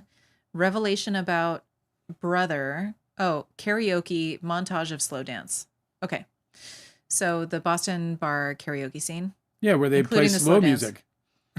Justin during a hockey game, they put on slow music. Yeah, right. Okay, so this is May 23rd. So this is the day that Justin made the sexy comments and that Jamie showed the birth video. Okay. I think they're out of order there. So Mitz is writing, sexy comment happened on set in between takes while Justin Baldoni was giving direction.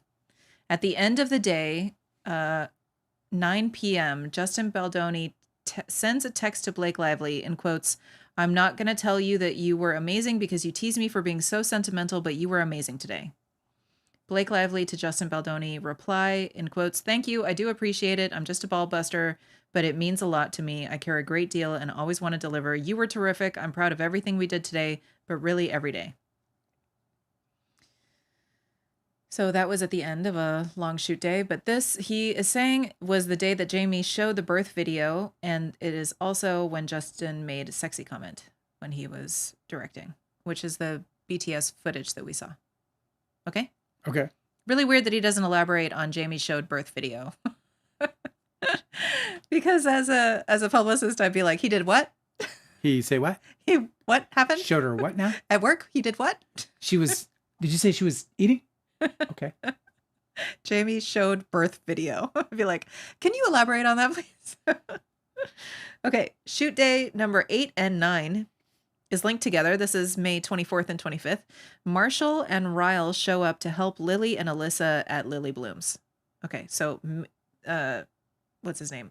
Mitz is saying, maybe when Blake Lively and Jenny Slate call Ange informs Justin Baldoni and Jamie Heath that they called to complain about sexy comment and the birth video. I have Ange, I had my ex-wife's also named Angela, and we referred to her as Ange. Uh-huh.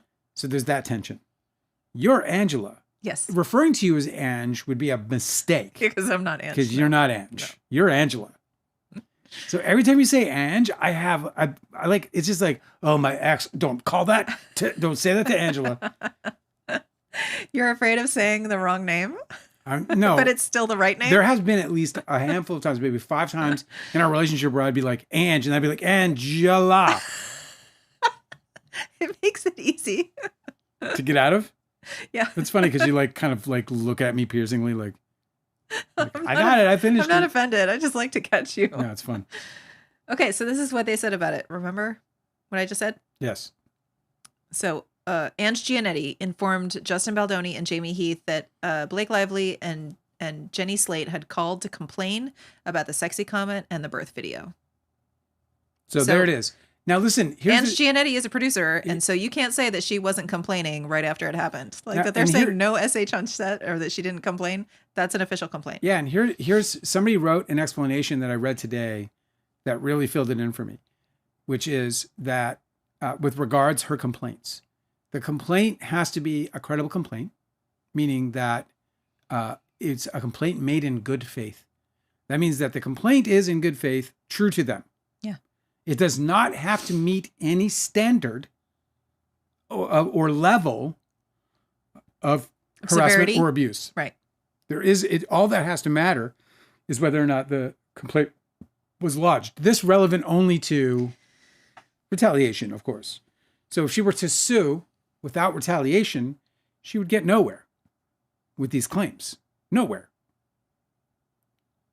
But retaliation only requires that she made a credible complaint.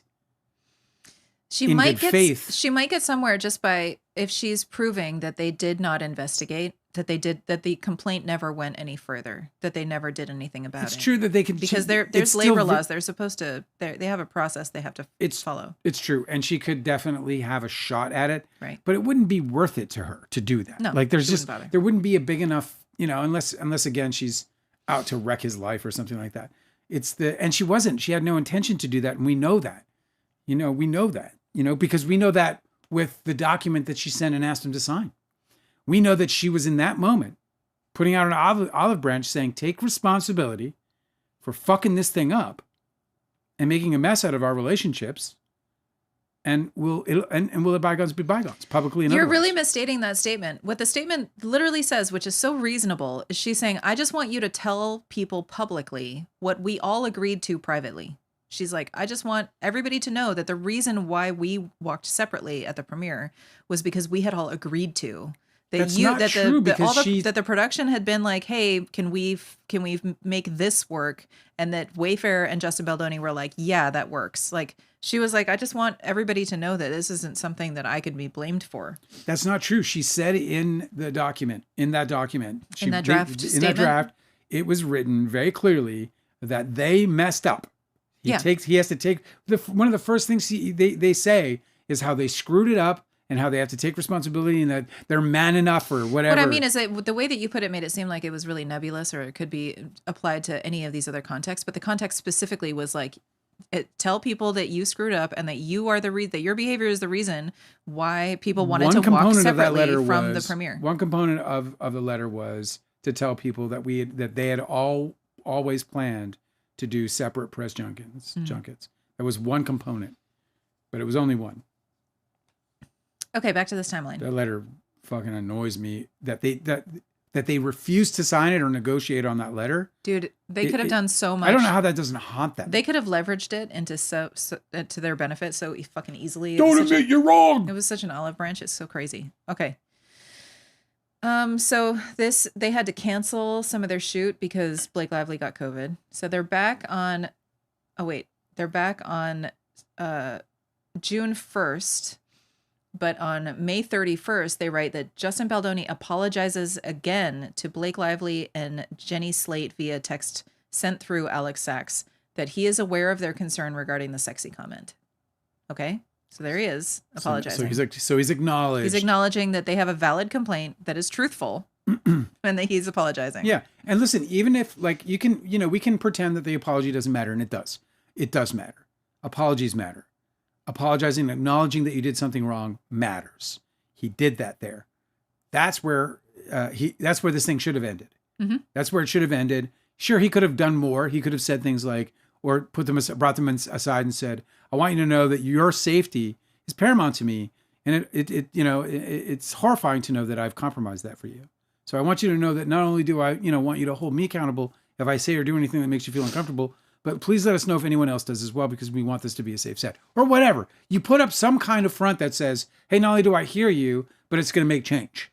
Yeah. So on their day back, this is June 1st. According to Justin Baldoni's own documents, they said that Blake called a meeting with the producers. So she was just going to like air her out. She was like, these are a bunch of complaints. This is exactly what, and I've said this early. You remember me saying this early? What I would have done the minute something happened is I would have called a meeting. Yeah, so she chose to instead. That's the problem. That's what she was looking for. Right. You see how I would have like totally done what she wanted in the first place? Yep. If this was my production, as I said before I knew any of this. Oh, look at these professionals acting professional. Yeah, I wish I had so like much access to my now. clips so I could just pull it out. But I said the first thing I would have done is I would have called a company-wide meeting and saying, having a safe place is a workplace is the most important thing to us, and that includes and the conduct of each person is something we have to be held accountable. That includes everybody at any rank. So there's been some complaints, and I just want to make sure that people understand that first of all, you have blah blah blah, and I can go down the list. But you hold the meeting, you acknowledge, you mend, and you remedy. This is interesting too. We get some new details here. So this is after shoot day number 10. So they're filming at Atlas's house. This is June 1st. He said the production resumed shooting that day. But then the text here, this explanation, Mitz writes, Blake took Alex, Justin, and Jamie to her trailer to discuss the complaints that she had about them. These complaints included, number 1, the sexy comment. Number 2, Jamie Heath showing the birth scene, the birth video. Number 3, told Justin Baldoni that he should not cry anymore. I'm sorry.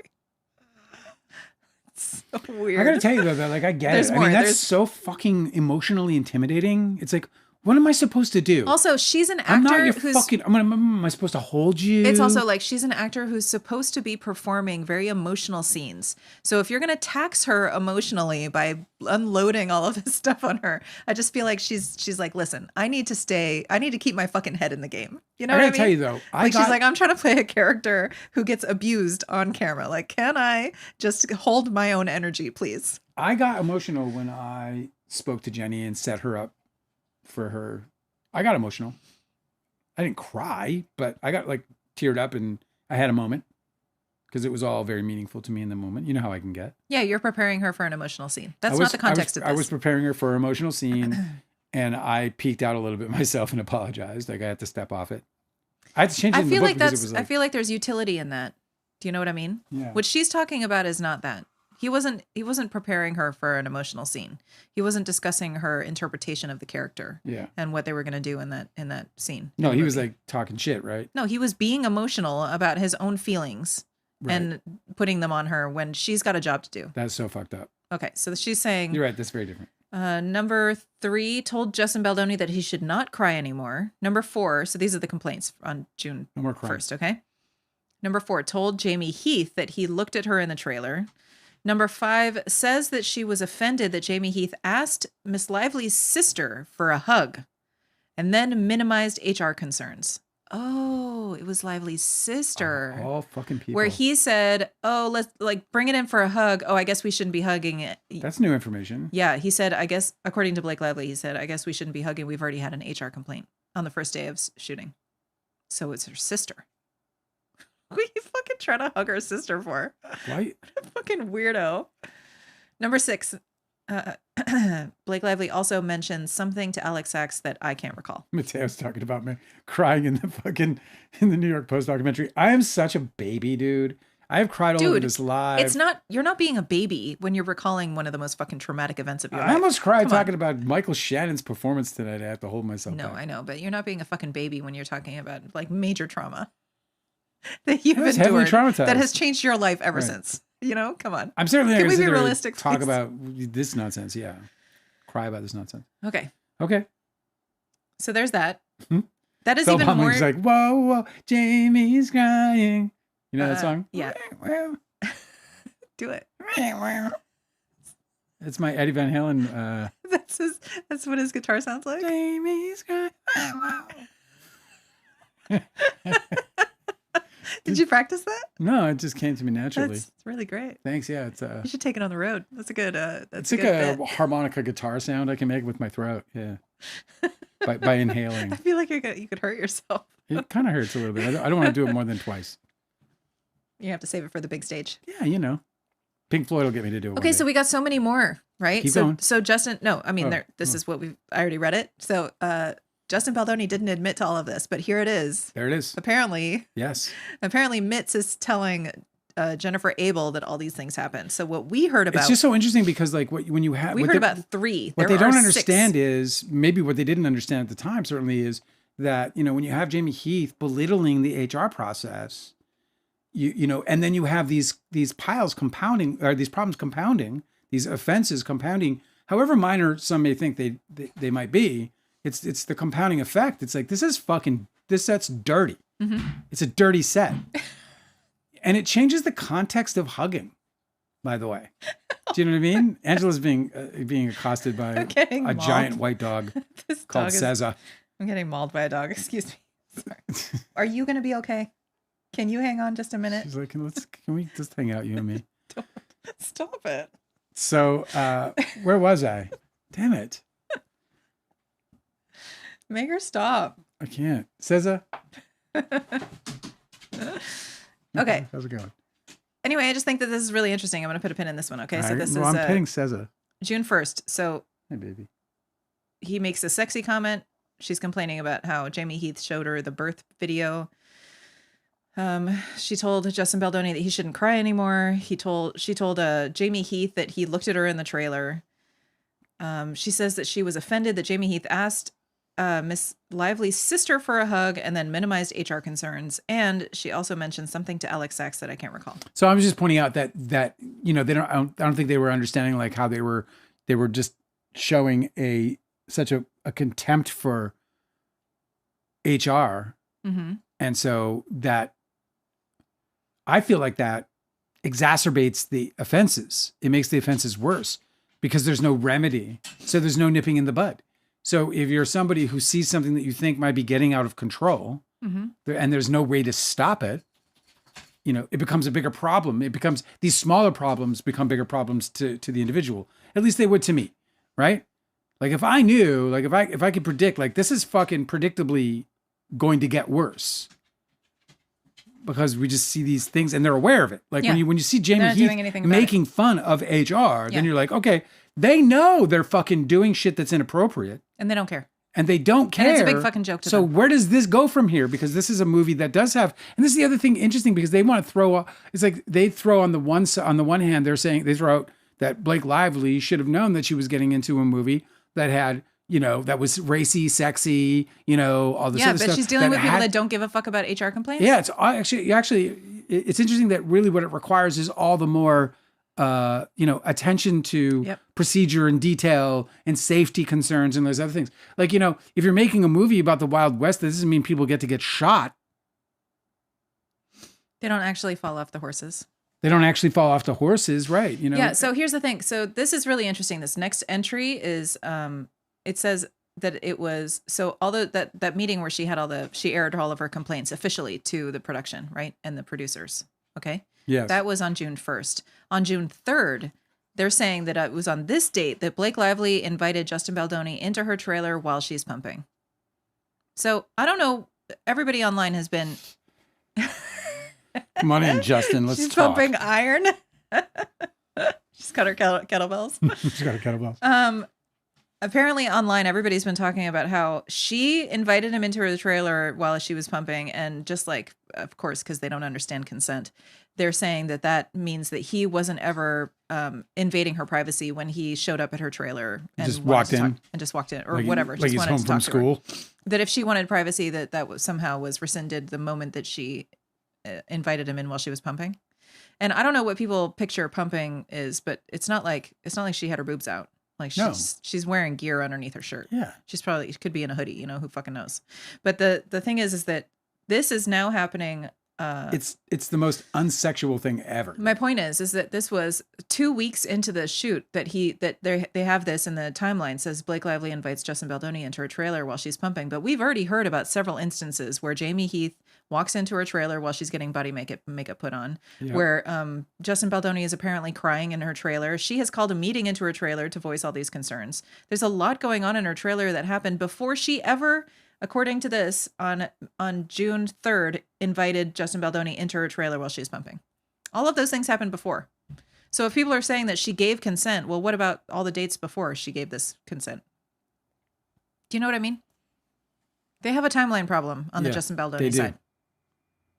Okay. This is out of order. This is the day before, so 6/2, June 2nd. This is shoot day number 11. Alyssa's loft party scene. This is when she was wearing the wardrobe that we hated so much. Where I was like, why did you make her look like that?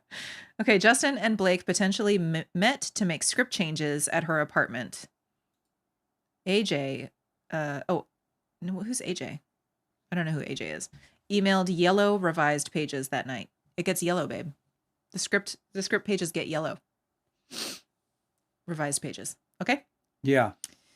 I'm like, fuck, dude, just give me white pages, bro. Cause like June 3rd, Jamie calls Julie Bloom to let her know that we're letting her go. He goes on to say she is pissed. Alex, Jamie, and Justin had already spoken to the replacement AD, Alex Finch, about coming on board.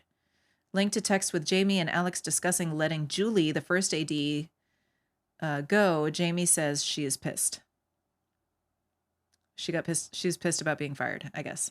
Okay. And so Blake Lively had a hand in this? They're not mentioning Blake Lively. They're just saying that Alex, Jamie, and Justin. People get fired on sets all the time. They usually get fired on the set because they're not doing something correctly or because there's some kind of clash or conflict. So, and when we were seeing those BTS scenes, and there's that really loud first AD, that woman. Yeah. Maybe that's her. Maybe. ADs, first ADs in particular, are generally loud people because they have to speak over a murmur of an entire crew. I know. I mean, I heard her voice on the BTS footage that we got from these guys, and I was like, damn, she's annoying. And then I was like, oh, she's probably really fucking good at her job. You know? Because her voice just like penetrates the whole crowd. You can hear her over everything. Sounds like awesome quality. Okay. Shoot day number 12, Atlas's apartment. This is a Saturday shoot. June 3rd, the mirror shower scene, scene 91. This would be the first nudity scene of production. Lindsay Gottlieb, Blake's lawyer, took issue with this as at the time a nudity writer had not been signed. Oh, look who cares about lacking signatures. They don't have a signed nudity writer.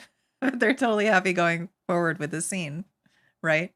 But when Blake Lively doesn't doesn't want to sign a contract, maybe I don't have to send the nudity writer. Yeah, right. Okay. So that was June 3rd. And by the way, we're doing full frontal. The first nude scene. Okay, shoot day number 13th, Farmers Market. This is June 5th, strike shutdown day. Picketers shut the set down. We tried to add a ferry scene, which would put us far away from the picketers, but Blake would not cross the picket line. And I think this is so interesting because Justin Baldoni tried to call Ryan Reynolds a fucking scab when we have text messages from this day where he is complaining about how Blake Lively wouldn't cross the picket line. He's trying to get her to cross the picket line and she refuses, and it's a problem for their production. But, you know, Ryan's going to But Ryan Reynolds is a fucking scab. He's a scab. Okay, shoot day number 15 and 16 at the Root. This is June 7th and 8th. Resumed shooting at the Root due to bad air quality. I guess maybe there were forest fires or something nearby. Yeah. Justin and Alex had their thing on set. Alex insisted that Justin Baldoni already had the shot and did not need to do another take. Justin Baldoni sternly responded that I will decide. Alex ended up leaving the set shortly thereafter. Oh, a little drama. So Justin Baldoni putting down his foot? Putting his foot down? He put his foot down. Putting down his foot. I'm gonna put down my foot. You've gone too far. I'm gonna put down my foot. I'm putting down my foot around here. This is like a Monty Python thing where they would like actually take off his foot and put it somewhere. Oh no, he put down his foot. Daddy put down his foot. Things have changed. Oh, you made him mad. So Baldoni, he pissed all over his ground. Yeah, well, this is interesting. He's referring to had their thing. Like that makes it seem like they'd been talking about this before. Like this was evidently missing from the documents, Justin and Alex, I guess Alex Sachs, had their thing on set. Alex insisted that Justin Baldoni already had the shot and did not need to do another take. Justin Baldoni sternly responded that I will decide, and Alex ended up leaving the set shortly thereafter. Which is like, I'm with Justin on this one. Aren't you? Yes. Like, do another take, bro. Just do another take. They're also, I guess they're filming at the restaurant. So who cares? I mean, maybe they were doing like stunts or something and he didn't want to put the production through it. Possibly. I don't know what Ritus is saying, but Ritus is saying discovery hearing is happening at the moment. And it's for the 5th motion to compel Wayfarer to hand over signal messages. Ooh. At the moment? At the moment. We could dial in, I don't know if we can dial in on the live though. Oh, the last time they dialed in, there was like a really bad echo. And then Was there? Oh, you dialed in and you were like, I can't do this? No, I didn't. No, people were complaining in the chat. Okay. This is... Well, we should just have you dialed in and then you can just sit there and you'd be like, this just in. Breaking news. Breaking news. I'm sorry, I have to interrupt you. We've just got this breaking news from Blake Lively walked downtown alone. Are you doing that with your eyes? Okay, June 13th. I'm really bad with dates. Sorry. I have fucking brain damage. Okay. First AD, Alex Finch and team are diligently working on a plan to complete the shooting before the SAG strike on June 30th. Production shut down. June 13th through June 14th, strike shut down. Justin and Jamie emailed the crew saying that they were wrapped. The strikes would not allow for us to complete production and we were bleeding money. Oh, previously there was a link to an email from Alex Finch to the team with a plan to finish Blake out by June 23rd. What do you mean bleeding money? What does that even mean? Bleeding money. That they shut down production. They're bleeding money. I guess that because they have to put everybody in hotels maybe until they can resume. I don't know. Maybe they're gonna lose. They're bleeding money because of the strike. The strike shut down. Yeah. Everybody's bleeding money on the strike. That's what strikes are for, you fucking idiot. Yeah, it puts pressure on people. The whole point is like, holy shit, guys, this is fucking bad. We're gonna need these people to work. I know, they withhold their labor so that they can win. This is the whole point, bro. Yeah. It's supposed to be uncomfortable. It's everybody's losing until Yeah, shows you how much you need those people, doesn't it? Okay. Holy fuck, this shit works. June 14th, 2023. Blake Lively flies to London, refuses to return to work. Her resp response. Her response, thank you. This is in shorthand. Her respiratory There's also a ton system. There's a ton of typos too. Her response at the team told us plainly that we can sue her to return to work, but she would not be happy. So she's observing the strike, correct? Yes. Yeah. That's how they go. Shoot day 17 through 21, production resumes. By the way, did you know that Christine Hall was a producer? I know we saw the movie, but I didn't even notice that she was a producer. Yes. Not a PGA, though. That's right. Because she's a woman. No. Keep going. Stop. Shoot day 17 through 21, production resumes. This is June 16th, production resumes without Blake, young cast only. Okay? They've wrapped phase 1 on June 27th. Okay.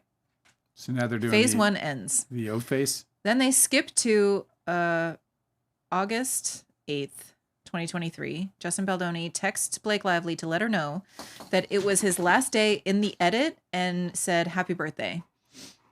Justin Baldoni texts Blake Lively to let her know that it was his last day in the edit. He is really pleased with what we have so far and shared with Blake Lively his favorite scene.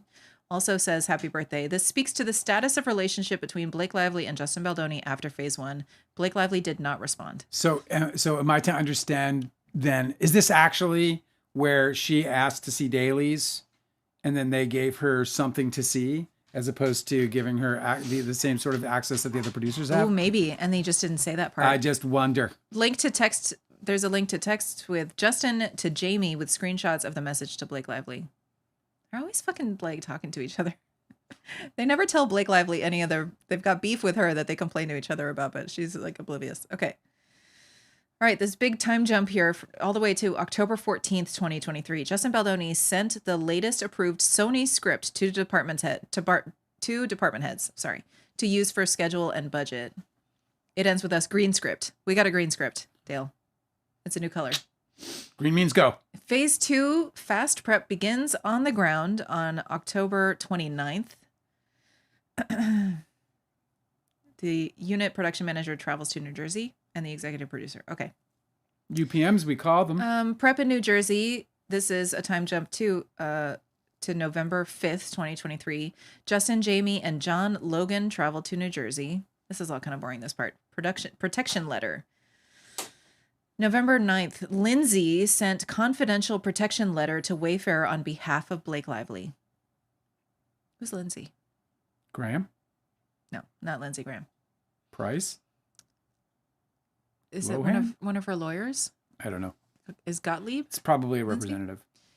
Well, it wouldn't be confidential Gottlieb. protection letter to Wayfair on behalf of Blake Lively. That would be probably to either an agent, a manager, or an attorney. Okay. Which would be a transactional attorney. Phase 2 prep has been paused, shooting pushed to January due to Blake not willing to work. This was on November 15th. Not willing to cross the line. Not willing to work? Is that what that means? I don't know. They just said not willing to work. November 17th, Jamie and Justin travel back to LA. November 21st, 2023, brought on Todd Black. November 22nd, crew informed we're pushing phase 2 production to January and prep is pushed to mid-December. Protection letter, November 28th, 2023. Imani and Lindsay agree via email to the 17-point protection letter. It's not signed until January 18th, though. Oh, okay. The protection letter is the 17 points. Okay, Lindsay sent the confidential protection letter to Wayfair on behalf of Blake Lively on November 9th. Confidential, but they shared it with publicists. Yes, they shared it with publicists in violation of the confidentiality, but they also, in that letter, were advised to start retaining their communications. They said that was the letter where the attorney says that she's how do they word it? Where they're saying that the lawsuit's not off the table. How do they word it? Yeah, she's reserving her Reserving remedies. rights. Yeah. Thank you. So also Justin Baldoni apparently said in his deposition that he believed litigation was imminent in August. Well, bro, come on. And of course we all know that's true because he is engaging with publicists who are already recommending Brian Freeman. Yep, that's right. So apparently they admit that they got this letter about Blake Lively, the protection letter, which has all of that language about how they need to start preserving their documents on November 9th, 2023. Okay? Yeah. November 21st, 2023, they brought on Todd Black because that was one of the things that she requested. Yeah. Another producer. He's an executive producer credited. November 22nd, crew informed that we're pushing phase 2 to production in January and prep is pushed to mid-December. I feel like I read that one already. Okay. Protection letter, November 28th. Yeah, Imani and Lindsay agree via email to the 17-point protection letter. It's not signed until January 18th, though. Sorry. Okay, I'm back. Come on. It's hard to track. I appreciate you. Prep in New Jersey resumes on December 11th through December 22nd. On December 13th, Blake Lively working on script revisions. It was widely understood by those in production that Blake Lively was working on script revisions, which delayed prep and expanded on budget. Link to an email from Andrea Egermenian, I'm probably mispronouncing this name, to Sony regarding the budget. Okay. I would love to hear that. The evidence. Do we have the evidence? I don't know if this is a link. It's not a live link. What we want to do is we want to preserve this timeline, and we want to hunt down that evidence for the trial. Yep. So we can just blast it out as they go through it. 12/28/23. So December 28th, Blake Lively reached out to Justin Baldoni to set a meeting prior to return to production. There's no mention about the nature of this meeting and what would be covered. Link to a screenshot of the email from Blake Lively to Justin Baldoni about setting the meeting. January 2nd, all LA crew travels to New Jersey. January 4th, the meeting at Blake's house with Blake, Ryan, Justin, Jamie, Ange Giannetti, Alex Sachs, and Todd Black, where Blake and Ryan expressed all of their feelings. and that is all that's written. You're a about this. no good nothing little rat. You see? We don't think you're man enough after all, see? You're not man enough after all. You come into my trailer where I'm pumping iron, When I'm pumping. and you have no regard. 1002. Hey, how much more of this is there? A lot. Like more than we're at 2 hours and 10 minutes. Yeah, well, we haven't even gotten to. I mean, I'm not going to finish this whole thing today. But okay. Let's go to production wrapping. Okay, so Well, they I don't just want had. to skip shit. We got to pick up where we left No, off. I'm not skipping. I'm I'm going not to go through skipping. the whole timeline. I'm just going to go to that, and then I'll check in with you about whether we stop for the day. Okay. Okay. Shoot day number 22nd was the next day. The very next day, they were doing the waterfront date montage. That's interesting because when you watch the movie and she's like, "Get lost, loser! I hate you." This was after. Yeah, that's amazing. She's like, true feelings. Okay, so that's January 5th was when that was filmed. First day of phase 2 of filming. Okay. Yeah. They are not. There's no mention here about what we know, which is on January 5th. Justin Baldoni is like really complaining to his whole prayer group about how he's never been mistreated so That's badly. not in the timeline. Yeah, no. Okay, January 7th. How he's unraveling. Yeah. in his January own mind. 7th, 2024. I'm sorry. I keep talking and then you talk. It's and me. I can't. It's me. It's me. Blake I'm Lively's. sorry. Throw something. Blake Lively sends script revisions the day before shooting. So this is January 7th. Blake Lively sent Justin Baldoni and production team script revisions day before shooting with cuts and changes that she deems fit. This is highly irregular behavior by an actor. This also makes it near impossible for production to be prepared when script is being changed less than 24 hours before shooting. Hey, listen, you know what? It is what it is, but I will tell you this, dude. There's a scene in my book where I'm in where we're showing Don's Plum to Leonardo DiCaprio's agent CAA, his manager Rick Yorn, as well as other agents from around the agency that handle things like directors and scripts and writers. And before we started screening, Rick Yorn was on the phone with James Cameron's people. I'm going to say people. I don't know who the fuck it was. Because Leo's shooting Titanic at the time. Because Leo's shooting Titanic at the time. Okay. And no, he's about to shoot Titanic. He's not shooting at the time. It's Rick Yorn saying, hey, Jim said he'd look at Leo's notes. So Leonardo DiCaprio is giving James Cameron, who is already a bona fide, straight up directing legend He's in a 20-year-old Hollywood. kid.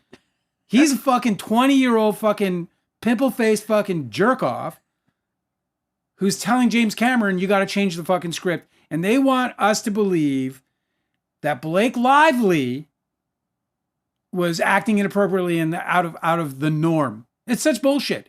Listen, if a fucking script comes down to a star and the script sucks, the star's going to say something about it most times. They also said that this was the phase of filming where they were doing all the intimate scenes too. Blake Lively sent script revisions the day before shooting, January 7th. So what were the scenes that we're talking about? No Two Trolls gave us another sticker for 20 New Zealand dollars. We thank you so much. That's great. That's so cute as fuck. Andy Signor says Mateo is on fire on the other side. I wonder what that means. Is he literally on fire? That would be so. I mean, I would just, I'm not typically into watching people burn, but I might watch him burn. Not joyfully. You guys you're so nice to us, and I thank you so much. No Two Trolls. I really do. You're so appreciated. Thank you so much. Do you ever want to check in and just find out what batshit crazy fucking narrative they're spewing over on that side? I have to figure out, Because they have to be saying something. I mean, as like, an they keep individual, fucking I have to losing. figure out, like, I boycott everything I don't like. Yeah, I mean, that's not like I need to figure out unwise. how not to be able to do that. Why? Because it's like, because I don't want to see anything to, when I see Andy Signor, it makes my fucking, I get agitated. Well, I don't think that that's a problem to fix. I think that if you want to spend your life not engaging in things you don't like, I think that's a pretty good You know what plan. happened? That's keep yourself happy, man. We were watching MSNBC during Trump's first term. And I truly believe that almost bloody killed me.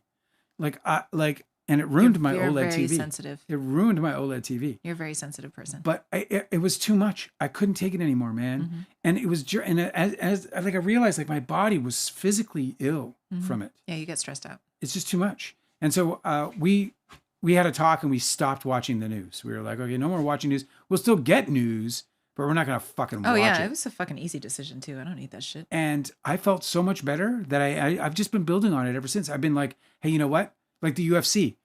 Like we ditched the UFC because they kept stuffing all their fucking right-wing agenda down our throats. And we just wanted to watch fights, man, because we're sports fans. We like fights. We studied martial arts for a minute. So, we're all into that whole scene. But, anyway, I feel like I got to get over it so that I can expose myself to these things so that I can like push back on him, because Andy Signor is somebody that I think is completely unworthy of the attention he's got, unless the attention he's got is people who are like-minded, in which case then have at it. Can buddy. you see this giant I'd dog? rather have less than 700 amazing people hanging out with us as subscribers than a million people who want to jump on people and destroy their lives the way that people have done so with Blake Lively. I'm not being permitted to continue. So by the way, and just before we sign off, just to comment a little bit about this whole Blake Lively thing. Look, dude, it does sound like she was really into it, like she really dug in and wanted to be a part of this thing. And I really believe that she had the impression she could. Yeah. Why wouldn't she? And I believe she got that impression. We can see the text messages between her and Justin Baldoni. They're collaborating wonderfully. Correct. She probably felt, she was like, oh, great. I'm going to get that fucking authorship that matters to me, that I'm always talking about wanting. This person, it feels like they're going to give me like a nice cozy home to become the artist and filmmaker from this side that I've always wanted to be. That she expressed to them from the very beginning. In their very first meeting, when she took the role, and she was like, yes, I do want to be a producer. So, I just don't believe that she's ever gone on and like pushed herself into it, because first of all, if you don't have any control of your set, if you don't have any control of your work environment and you're the boss, then you've failed. Then you're the pilot not flying the plane. Do you know what I mean? Mm-hmm. It's just going to crash, dude. It's going to crash and burn. That's how this works. That's why we have leadership. Leadership holds it all down. Yeah.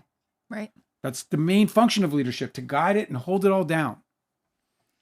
And these guys didn't do that. I thought that this had a lot of revelations in it. I'm not done with this document, but we're going to rip into it as soon as we start. Like, so just so you know, tomorrow, we got no reviews. So tomorrow we're just jumping right into the rest of this docket, or the rest of this exhibit, and then into other exhibits. It's a special edition within that docket if we can get to it.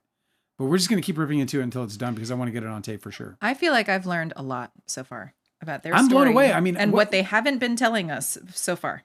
Yeah, what blows me away, I think the thing that really struck me as really valuable to her case is that Jamie Heath tried to hug her sister and then made that comment about HR.